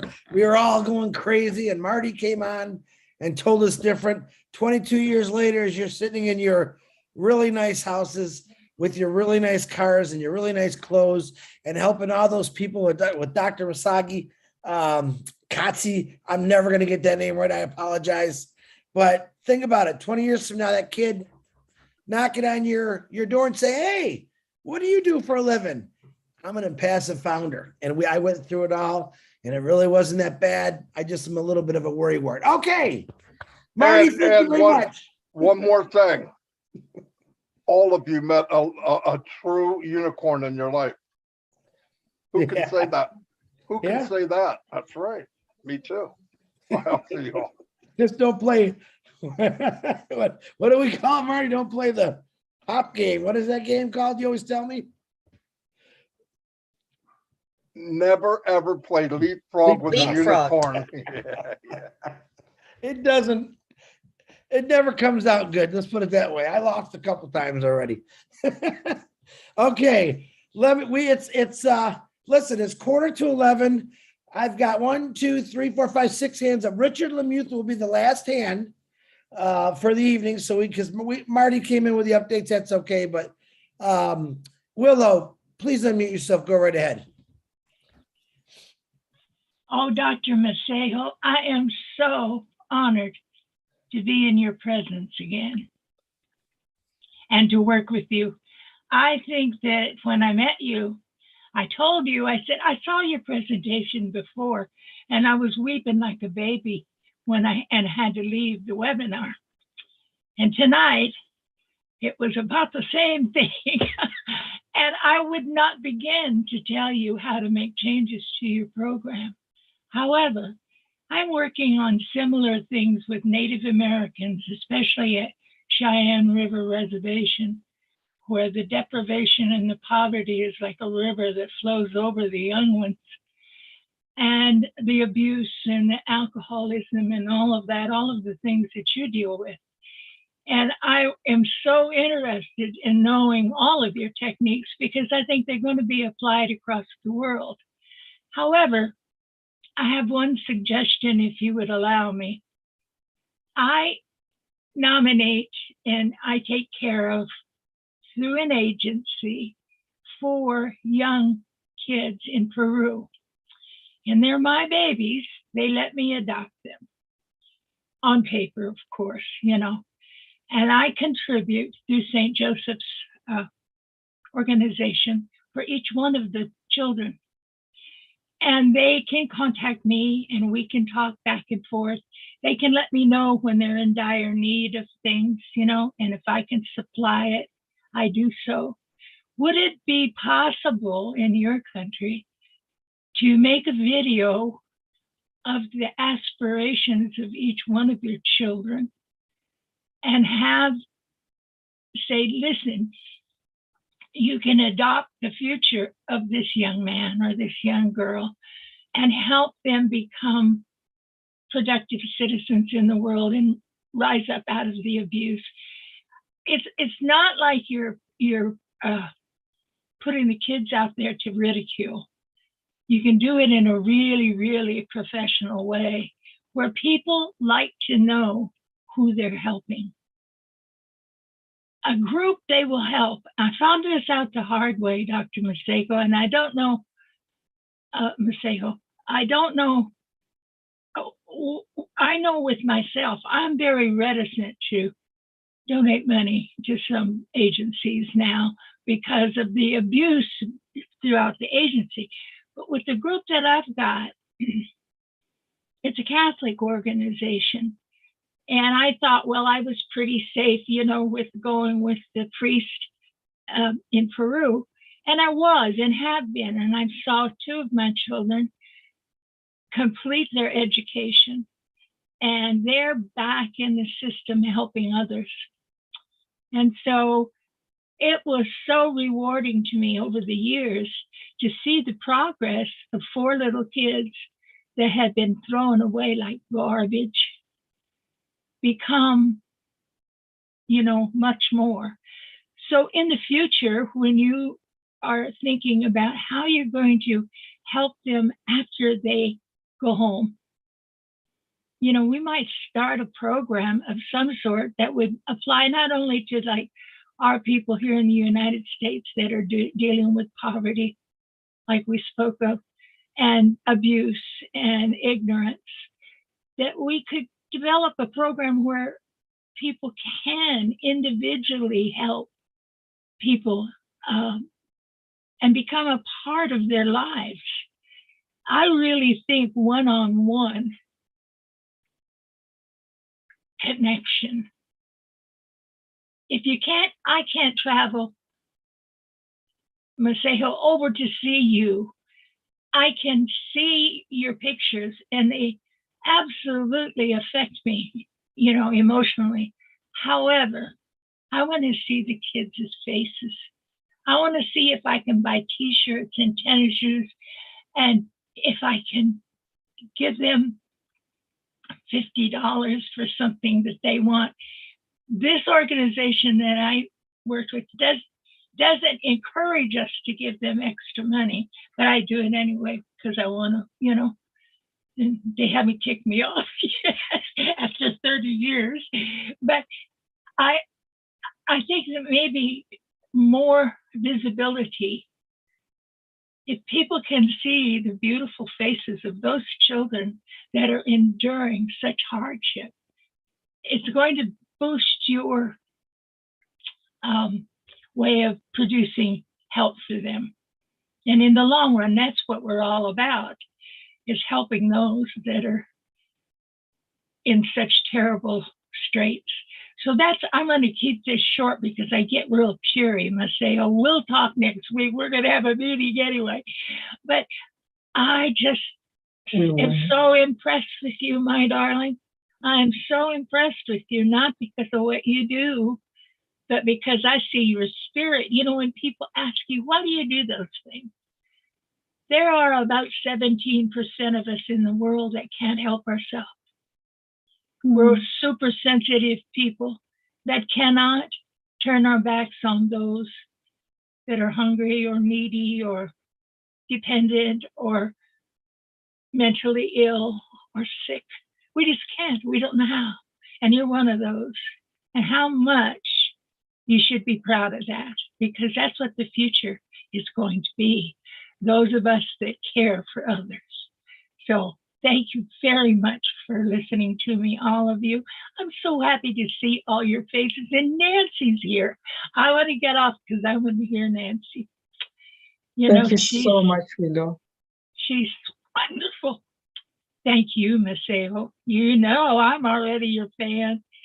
Yes. We'll talk again. That really touched my heart. Thank you so much. Doctor, before you answer my beautiful sister, I have an update. I'm actually talking to Ash Mafara right now, because if you look at my brother Marty, he's not paying attention. So he's seen I was paying attention. I'm going to read this. He said I can read this to you. So hold on, ladies. I do apologize. We will continue this here as soon as I tell you this. I want to say it right. Brother Chris, you can share this. Love when he starts out that way. Today I had a meeting with one of the traffic vendors. We have been in touch lately. It's one of my old connections. They looked at ONPASSIVE, so I asked, what do you offer us today? Their answer was, we are ready to join forces with you in ONPASSIVE. Woo-hoo, if you don't know what that means home run grand slam, okay?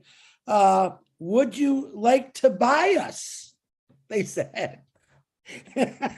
Would you like to buy us out is what they said. They have 120 employees. And Ash said some things I'm not going to repeat, but he has some thinking he has to do. He also asked me, he's typing me right now. So 3 o'clock, Marty, you're fired. 3 o'clock, let's see, Thursday at 3 o'clock, company update instead of, okay. At 3 o'clock Thursday, we are going to have a corporate webinar with Ash Mafara, and he's still typing. Instead of selling us traffic, what he was saying, seeking us as the company. So now, if that doesn't make any sense to you, you remember when Ash said that you can never fail as a founder, doesn't matter who you are, what your status is. What he just said right there, and he's still typing. He's still typing right now. Listen, you're not going to sleep tonight. I don't want you to sleep tonight. I want you to understand, we're all worried for the last couple hours because we can't get in the back office. What's this guy doing? He's working for you and me and nonstop, and he's still texting. The hunted, not the hunter. Throwing that one in there. One of his one of the sayings he loves the best. Company update: instead of selling us traffic, seeking us the company, selling us the hunted, not the hunter. You got to wait till Thursday for more. All right. I'm not giving any more away. This is enough. I put a little sugar on your spoon, Marty, because Marty was probably trying to get his headset working. So Marty, Thanks for letting me do that, even though I don't think you knew I was doing it. He's typing again, but I want to, let me finish him. Okay, what I'm saying is we asked him to sell us traffic.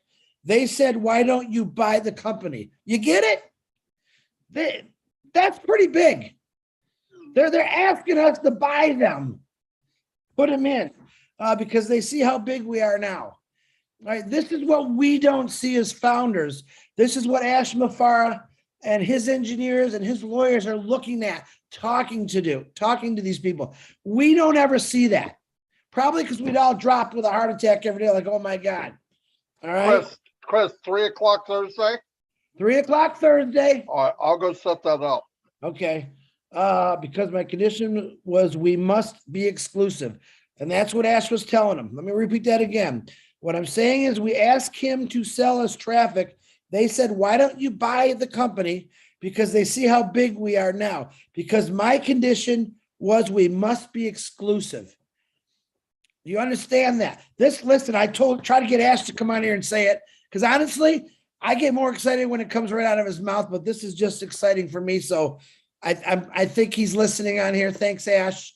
I think you got 116 very happy individuals right now, me being one of them, and we appreciate it. All right, you go back, you go get some sleep. I'm going to go back and finish this up because I have some amazing, oh, he's typing again. Amazing ladies.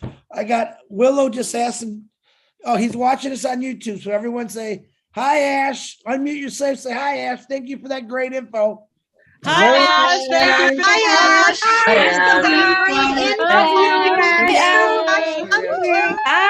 Great info, Ash. You need to win it.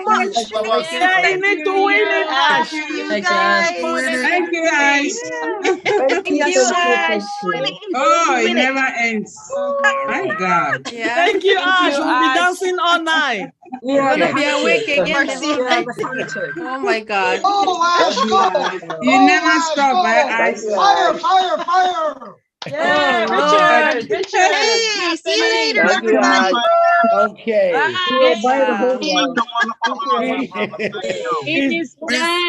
Chris, can I just stop now before Nancy? Okay. No way.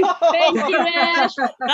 He's still typing. No, engineer. Thank you so much, Ash. Thank you so Thank much. you, We love thank you, you. thank We'll you, be thank you. dancing all night. Love you, Ash. Go sleeping. Love you, Ash. Love you, Ash. Oh, We can Lord. all. Can you just Thank you, want to thank see you, thank you. What? want to see his face, Chris? Thank you Thank for everything. Thank you for everything. Oh, now you're all waking up. He's saying, now. Oh yeah, we want to see his face. Can we see his face? No, he's Yes. texting me. He's just Can we texting see me right Ash's now. face? No face. Listen. I don't like Corina. Man, He's getting some sleep. Let him get some sleep. Corina. What did you do? Sleeping bear. Hey, Roy wanna see Davies. you, Ash. They want Ash to see you. doesn't sleep. No, Ash Natalie. is always Sorry, walking. I'm talking to. Hey, Chris. I heard my name. What about? You're on screen. What, Marty? Oh, You're right. I You're don't right. have it on the screen. You're on the screen right now, Hello, girlfriend. Corina. That's why Okay. they call you, because they Marty, want go to see your ahead. smile.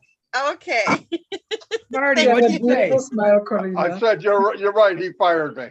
He fired. Love you guys. He did. Well, you guys, listen to me. Let's finish this. I think he's done typing. You all said hi. He appreciates it. He said, what did you do to me? He put the fire on there. He said, finally, you guys woke up. I think you've been woken up, but now you're really awake. So I'm going to continue the order of the ladies, Michael. You're going last. Ash is listening. He loves you. So Willow, I apologize because everything you said to the doctor was awesome. I was trying to read Ash texting me. So if you have anything you want to answer to Willow, you go right ahead and then we'll go on with the hands. Yeah, I'll be quick, but thank you so much, Willow. That really touched my heart. And for the idea that you put forth as well, I wrote on SMS here to say, we just need to be very strategic, because I remember that some NGOs in Botswana were shut down because they were doing the same thing that you are suggesting, and maybe cut the same thing. But then they were exploiting kids in terms of sending pictures of their suffering and suffering parents and dying parents, and you know, trying to get empathy from the Western world. So that was termed as abuse, and so that kind of strategy was terminated for some time. Yeah, and only left for SOS, because SOS has got a global way of doing it. Yeah. So I like what you said. We will have to learn on how to do it in a clean way. Yes. And because that makes us one family. So thank you so much. I'm here if you ever need me. Thank you so much. Thank you. I got you in my prayers, child. Oh, that touched You my heart. guys, listen, you ladies.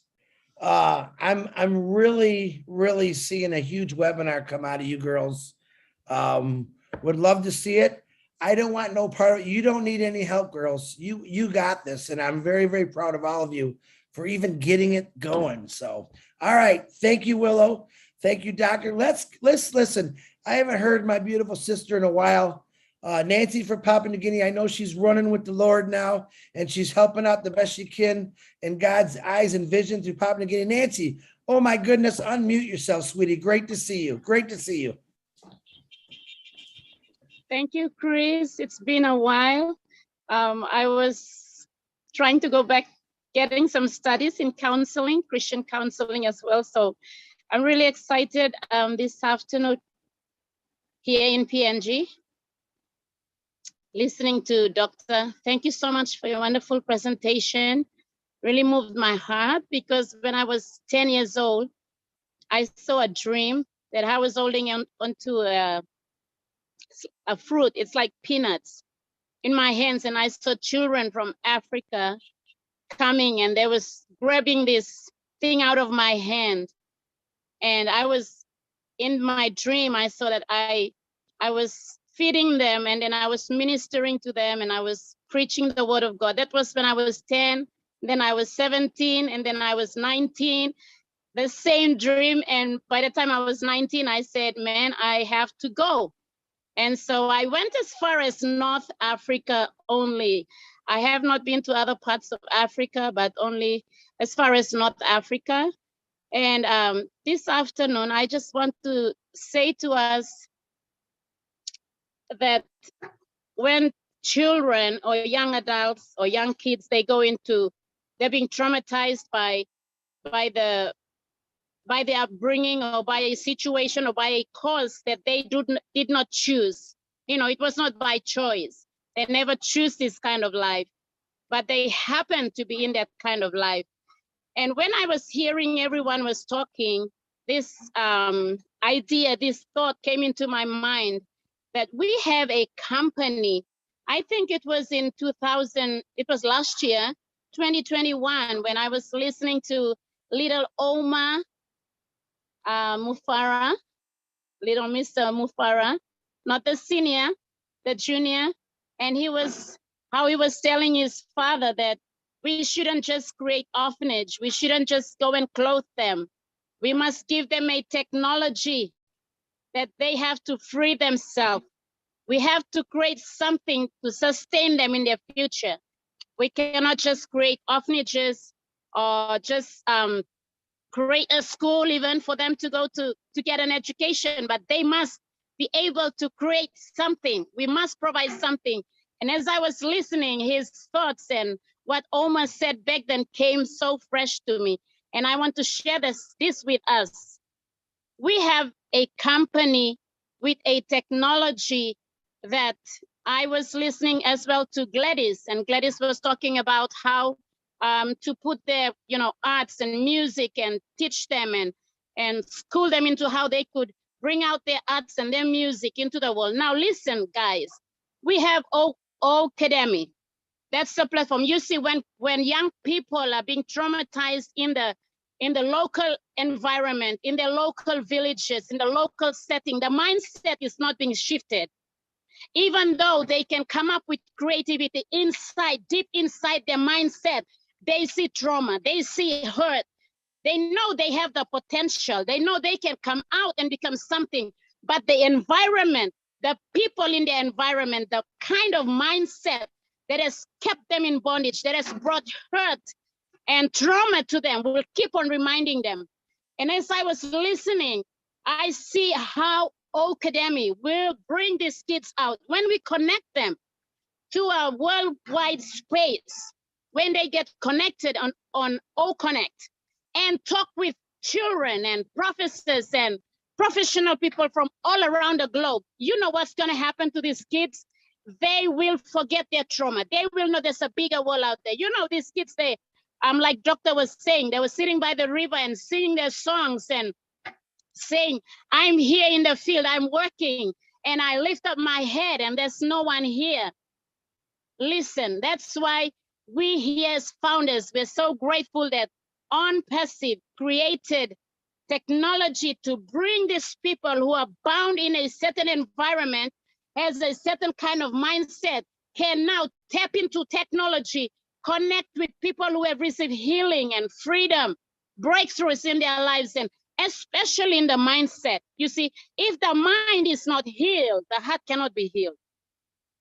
Because it's easy for the heart to be healed and the mind is not changed.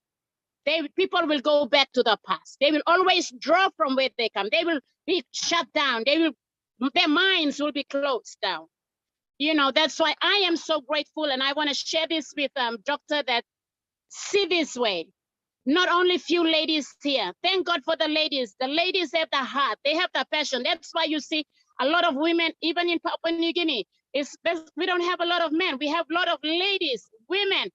We have the heart, right?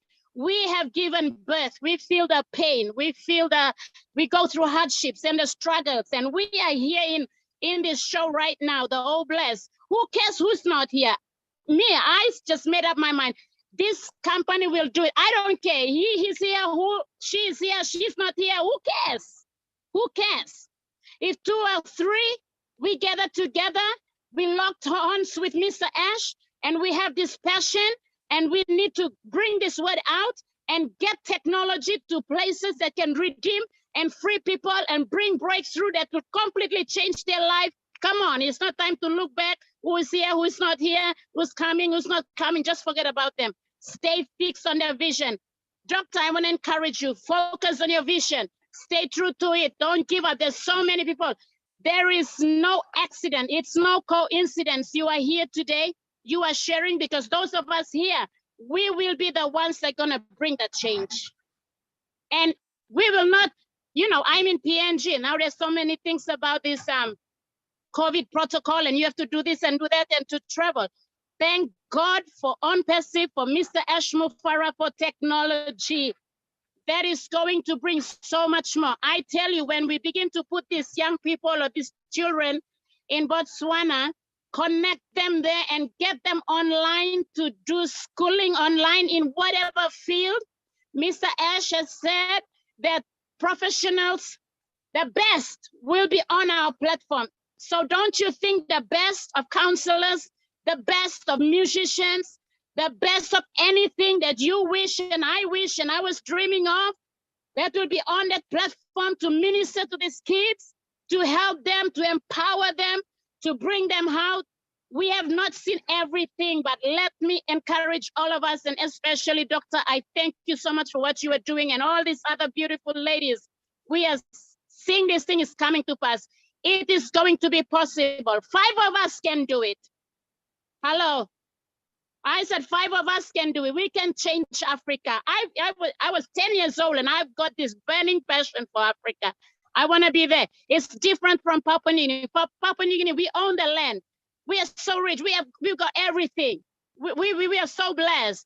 The poverty here is not matched in Africa. And I tell you, only 5 ladies here with our powerful brother, Chris, and our powerful mentor, my big brother, the godfather of ONPASSIVE Nation, PNG, Mr. Marty Digamo, if he was here, is here, and Mr. Ash. That's enough, full stop. This is enough. Mr. Ash said this. You don't need many positions, founder position. One position is enough to change the world. Come on, we don't have one position. We have like hundreds and thousands of positions. Now 5 of us can change the world. So I want to say this. This is another idea I want to put in there. I want to throw in there is the reseller. Don't forget this. When we discuss about all these things and situations, come on, let's always get back to our vision and to our products and what it can do, right? Money is another thing. Money is a side income. But when you look at the products itself, we're going to set up all these kids for life with ONPASSIVE. Put them on a reseller position. And that's it. It takes care of them. It gives them the leverage in life. It upgrades their vision. It puts them on the right track. They're dreaming bigger. Now they don't have to worry about the handouts that's going to come out from your organization, but you're literally empowering them to have a source of income for life that now they together with you can change your nation.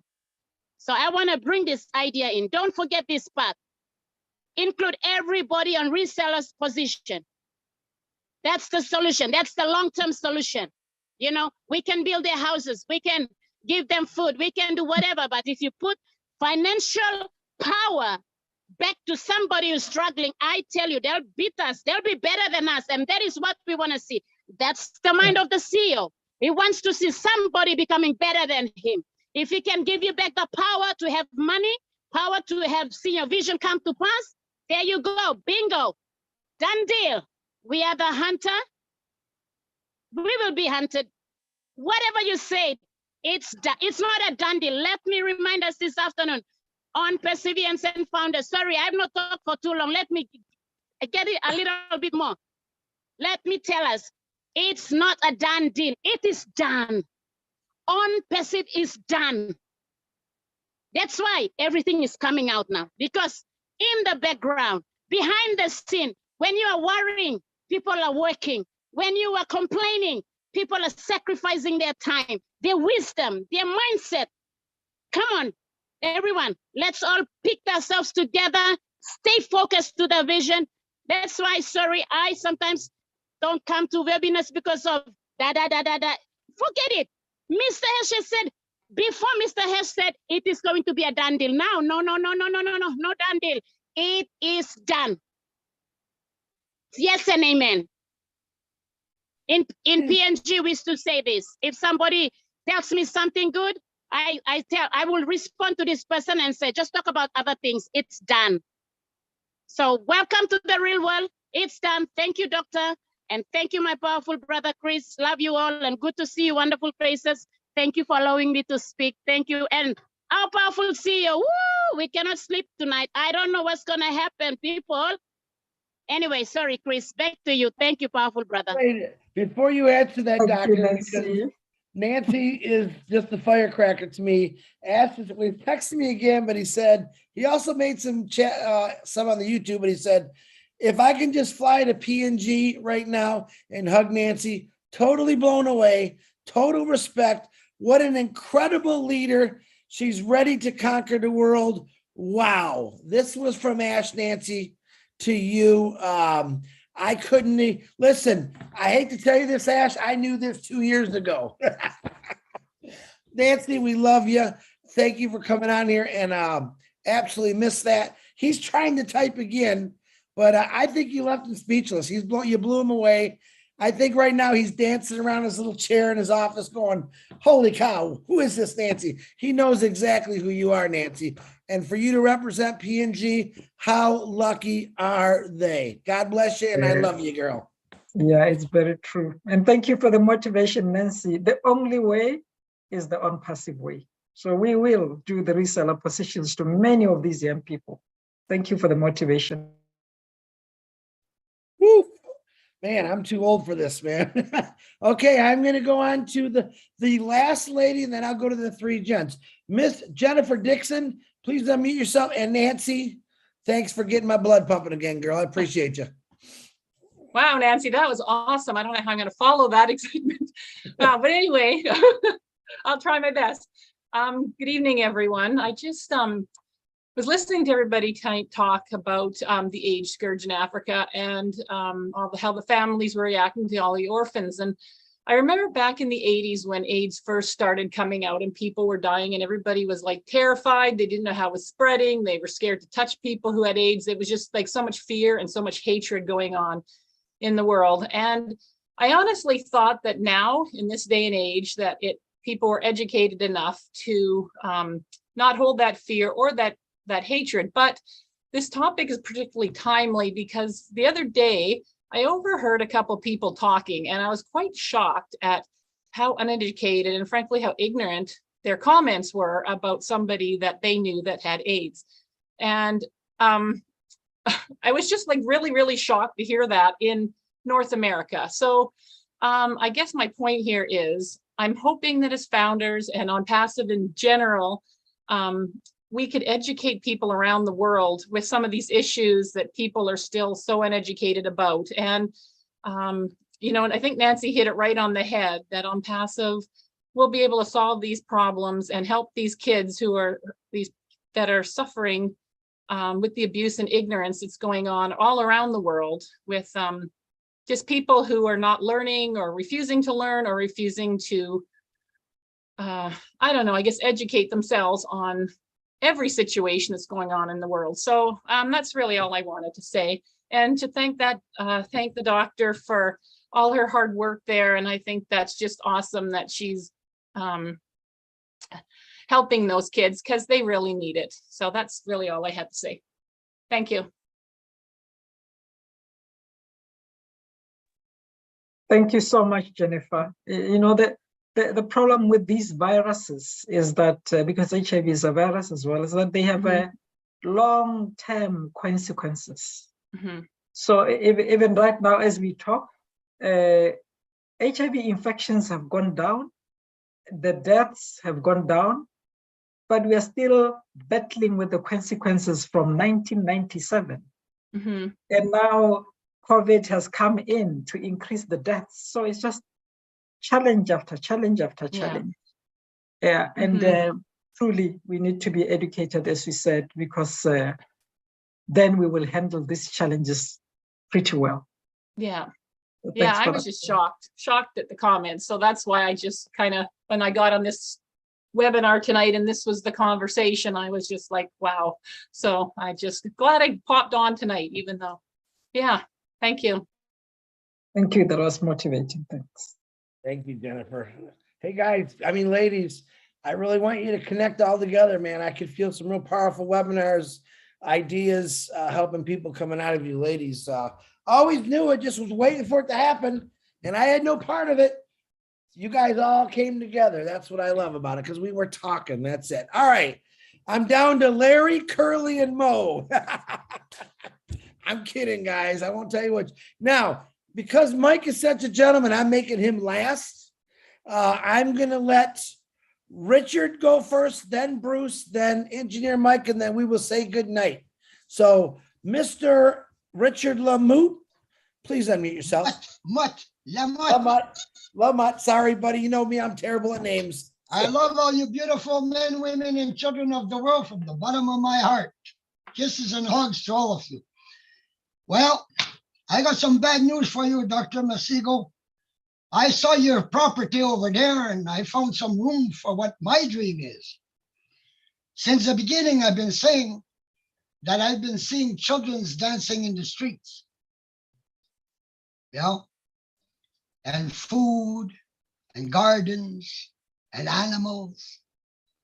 From what I can see, you got the room for a hospital. You've got the room for a nice school that Academy can run. There's no reason why those children should go back to abuse. None whatsoever.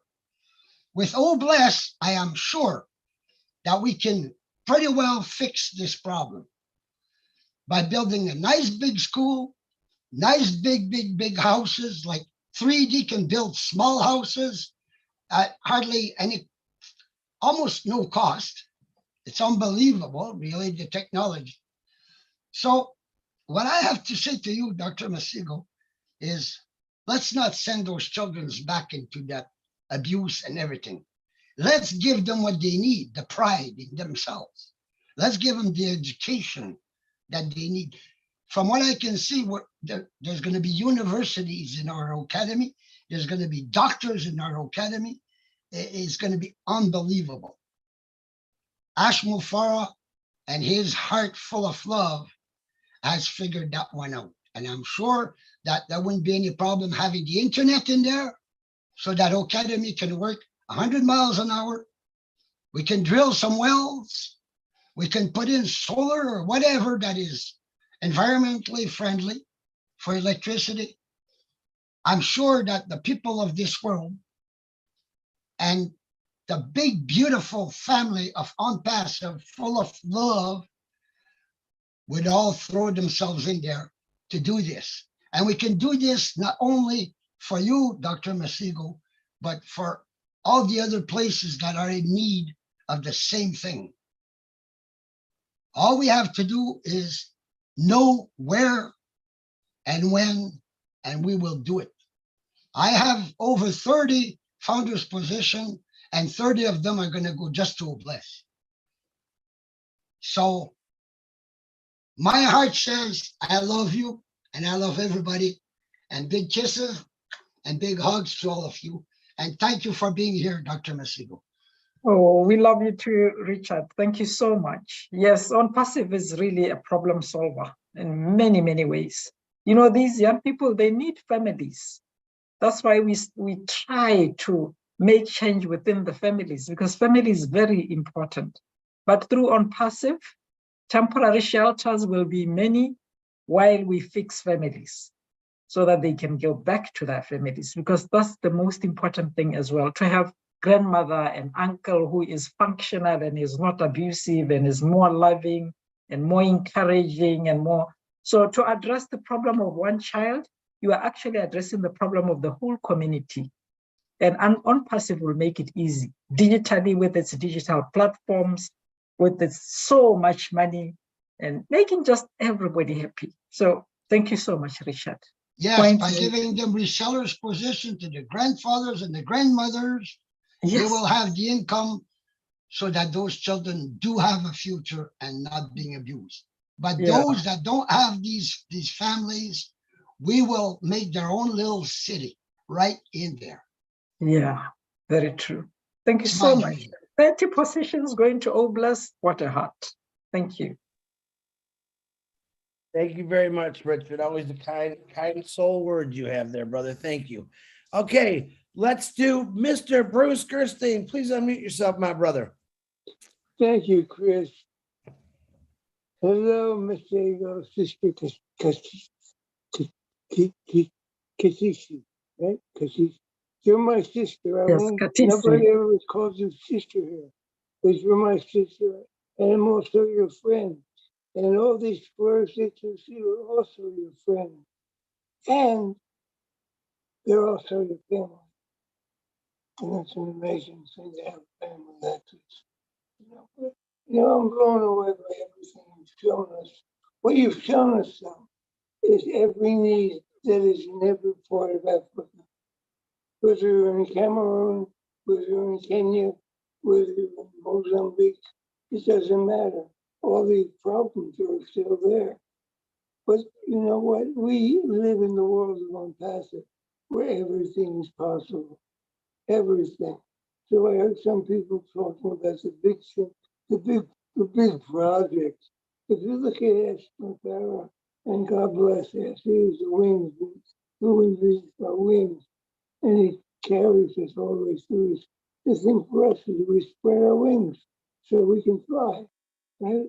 So I want you to know, I've been in recovery for 41 years, and I've been diagnosed with HIV since 1987.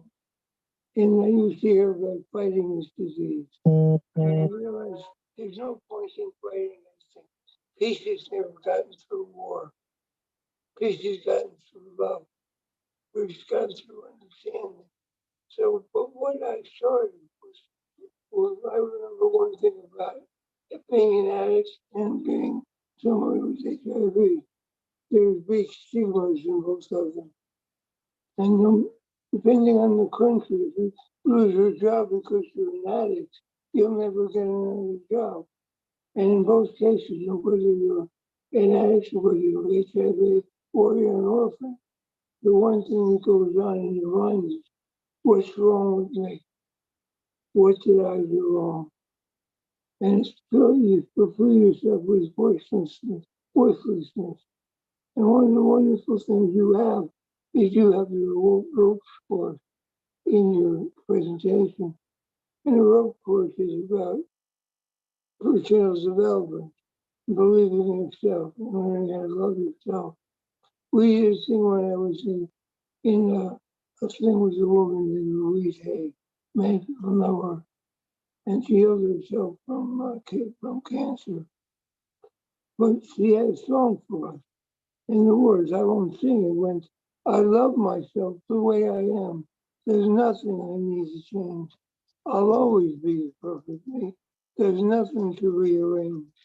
I'm beautiful, I'm capable of being the best me I am. And I love myself just the way I am. And it's a beautiful sing-song, sing thing. And you can't help but smile when you sing that. And maybe I'll send you the song in verse one day. I happen to my WhatsApp, I left you. But what's really important is to remember that in this world, no matter how far down you've gone, everything is possible. Marty talks about the diamonds in the rough. And for sure, you are the diamond in the rough that we found tonight. And I feel very blessed and honored to be here with you. I know that all things are possible. I looked at the dried out lake, and they were painting. And I'm sure they were happy. And I have a lot of pictures from Africa. And everywhere I went, the children were always happy because they had each other. And what's important in this world, what's important here, is that we have each other and we treat each other with love and respect and compassion and understanding. When we do those things, no matter who you are, I don't care how much money you have. I've met multi-millionaires who kill themselves because they didn't like themselves. But what we do here, we build up and we rebuild and we restore. The word program of also restoration of the human spirit. And that's what your program is too. It's the restoration of children. And somewhere along the line, people will be negative around them or get into the environment, and those things will happen. And that will be their journey. But if they follow through it all and they believe in themselves, as we believe in ONPASSIVE, everything will turn out to be very possible in this world. And thank God for you doing what you're doing. And I'll help as much as I can, because I know what it's like to work from desperation, wanting to die, being afraid to die, living in the living hell of addiction, living in the hell of people not wanting to touch me, not wanting to go near me, talking about me behind my back, laughing about me, all those things happen. But I've carried through, and I love myself today, you know. I know that I love when Ash talks about that we're perfect. And I love when he talks about us being miracles, because we all are. So I love Nancy, because Nancy, that's just power in her words, such determination. And I may be quiet, but I have the same determination and conviction to make this world a better place. And always remember to walk in kindness and compassion, understanding and love. So I'm such an honored person to be here in ONPASSIVE. And I love all you guys. And I'll tell you that there's nothing you can do about it. If you got my love, take it or leave it. You got it anyway. Namaste. Thank you. Thank you so much, Bruce, and for the motivation as well. And yes, ONPASSIVE will give us wings to fly, and we will give the young people wings to fly as well. And what motivating identity messages that you brought up. Yeah, I love myself just as I am. So these are messages we will pass on to the kids even, because identity is very important. That's why we call them ACT and MACT. Thank you. Thank you, Bruce. Thank you, Doctor. Okay, well, looks like we got 2 more hands up. No more hands, guys, please. I'm going to let Miss Joyce 6 because she is a lady. And I'll let the other 2 guys go after. Joyce, please unmute yourself. Nice to see you, young lady. Thank you, Chris. Sorry about that. But I just wanted to jump on and tell Dr. Masego that talking to you Monday was awesome. And that was just, I learned so much from you. But tonight, it's just like you blew me away. And I am just so proud of you and just so respect you so much. And I just thank you so much for sharing and for just giving to us and just your heart. You said it's a small project, but this is a huge project that you have taken on and you're doing great things. So I'm so blessed to be working with you. I just look forward to the things that we're going to do. And I won't get into what we talked about, but just we're looking for more social workers. And I just want to say thank you to Polly, to Willow, to Susan Hodges, and to Dr. Masego for joining us on Monday. And also Marcianne, Gladys, and Amanda Johnson also said that they will be joining us as well. So we will, we're really excited about what's going to happen, and we'll talk about that at a later time. But thank you so much, Chris, and thank you so much, Dr. Masego. Love you and appreciate you and really respect you for everything. Oh, I love you back, sister. And thank you for organizing. So yes, we will meet and talk more. Thanks a lot. I appreciate it. Woo-hoo-hoo, Joycey. Thanks for coming on, Joyce. You know I wouldn't have shut you down. All right, Robert, you're next, and then Mike. Boy, Mike, you better have something good to say. That's all I got to say, my brother. All right, Robert, go ahead, unmute yourself, please. Hi, everyone. That was a great presentation to see you. I'm sorry for I haven't been on in a while. I've been hacked a number of times on my computer. I ended up getting a new computer. My house has been broken into a lot of times already, and missing accounts. But even got into my bank account, wiped some of that money out I had. I'll be talking to the bank tomorrow very seriously about a few things. But anyways, I just want to say thanks for the great evening. It was a great evening tonight with the webinar, and I missed everybody, and I'm sorry. It was just so hectic around here. It's crazy, and I missed everything. That's all I gotta say, really. But yeah, I'm sorry. It's just been. I saw Bruce's square out here twice, so I kind of wondered if I had problem with a hacker getting onto me again, or do you see it on your guys' end, or? Yeah, that's normal for Bruce. Bruce runs the camera and then one mechanism for his voice, so he's good. You're good, Robert. Hey, man, Nice. Okay. Send some prayers your way for some security and some strength, brother. We're always there for you. You never have to apologize. You know I love you, man. I know where you're at. Yeah, I love you too, man. I love everybody. God bless us all. Thanks. Thank you. And thank you for the motivating messages. You've been sending messages. Thank you so much, Robert. I love it for all you do, everybody. Thank you. Love you back. Love you too. Feel the love. I love it. All right.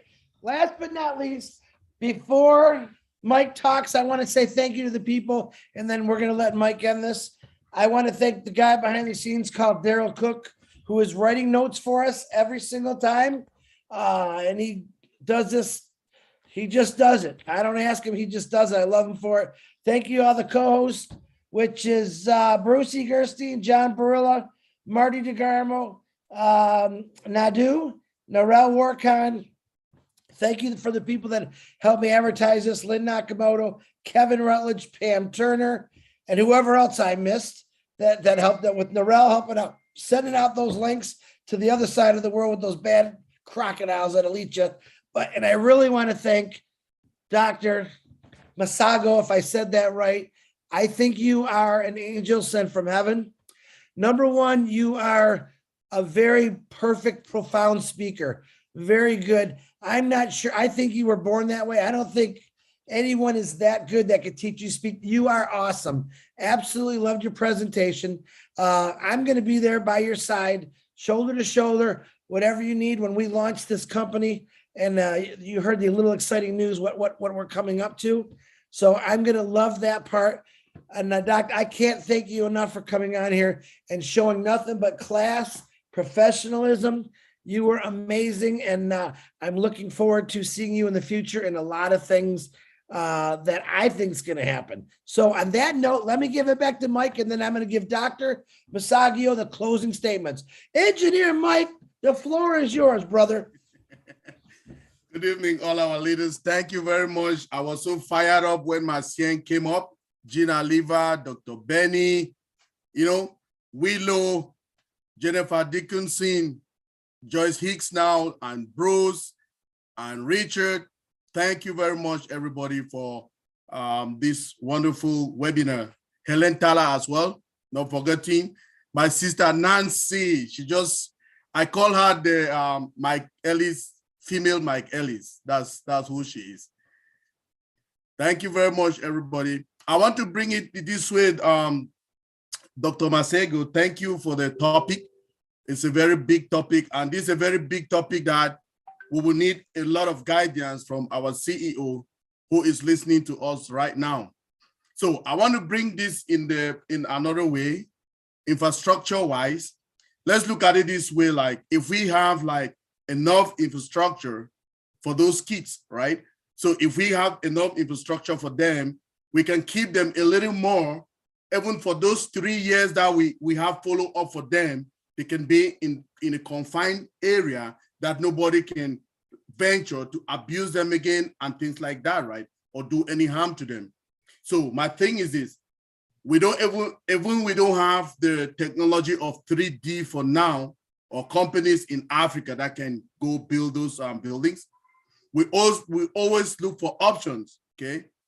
I'm working with a lot of options I have like some companies that I'm looking forward to build the gigantic metallic fast train roads in Africa. So I found some of them. We have a company that have 23 offices in Africa, okay? So with the help of the team, Chris Johnson and some other leaders, we will sit someday and we talk about it and we bring that to the attention of our CEO. Then he will give us further instructions on what to do when it concerns infrastructure, because these people, we can use them to be building whatever infrastructure that we want. For the fast train road, that's what the company I will use. So if we use them there, we use them in PNG as well. We use them all other way because they have 23 offices in Africa, okay? So I'm still doing the groundwork. Then when it is right time, our CEO will give us a directive on where to go to. So if we have those infrastructure there, we can keep those people, these kids, a little bit longer for the 3 years that you say for follow up. Then when they are going out completely, they'll be more safer in that environment.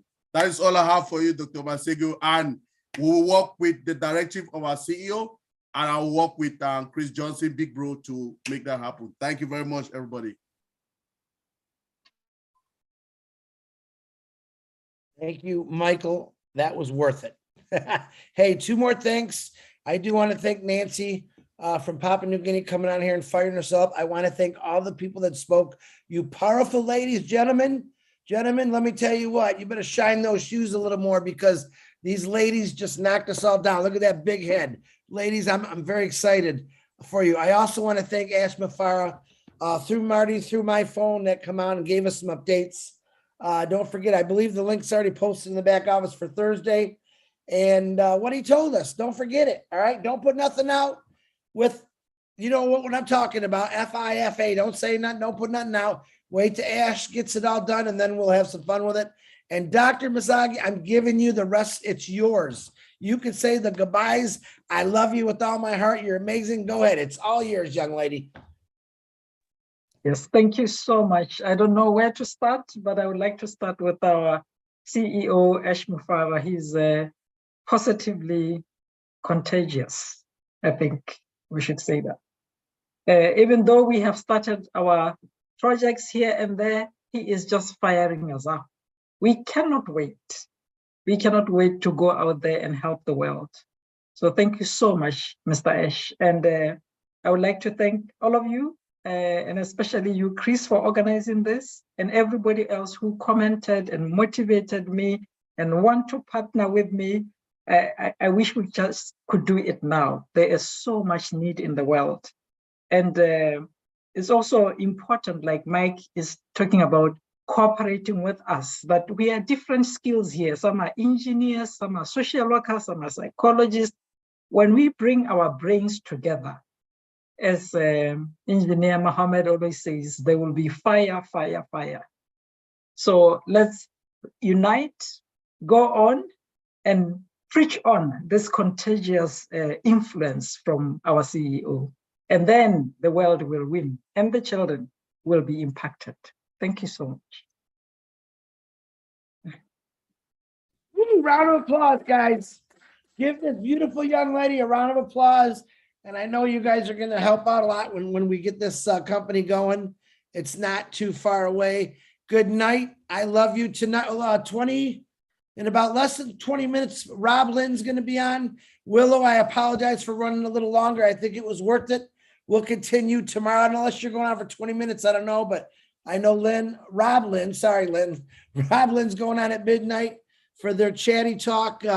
Go check that out. Tomorrow, 360, I believe, is at 2 o'clock. Not 100% sure. I don't care. When I wake up, I'll figure it out. But be there. It should be fun. Anything else that's going on? Check your back office. You might be able to get into it by now. I love you. Thank you, doctor. God bless every one of you. Say goodbye. Bye, all. Love you guys. Have Bye, a good everybody. Bye. Bye. We'll talk to you later. Bye. See you later. Have a good night. Bye. I love you. Love you Bye. guys. John. Good night. Good night. Plain. Rob Plain now. Good night, everybody.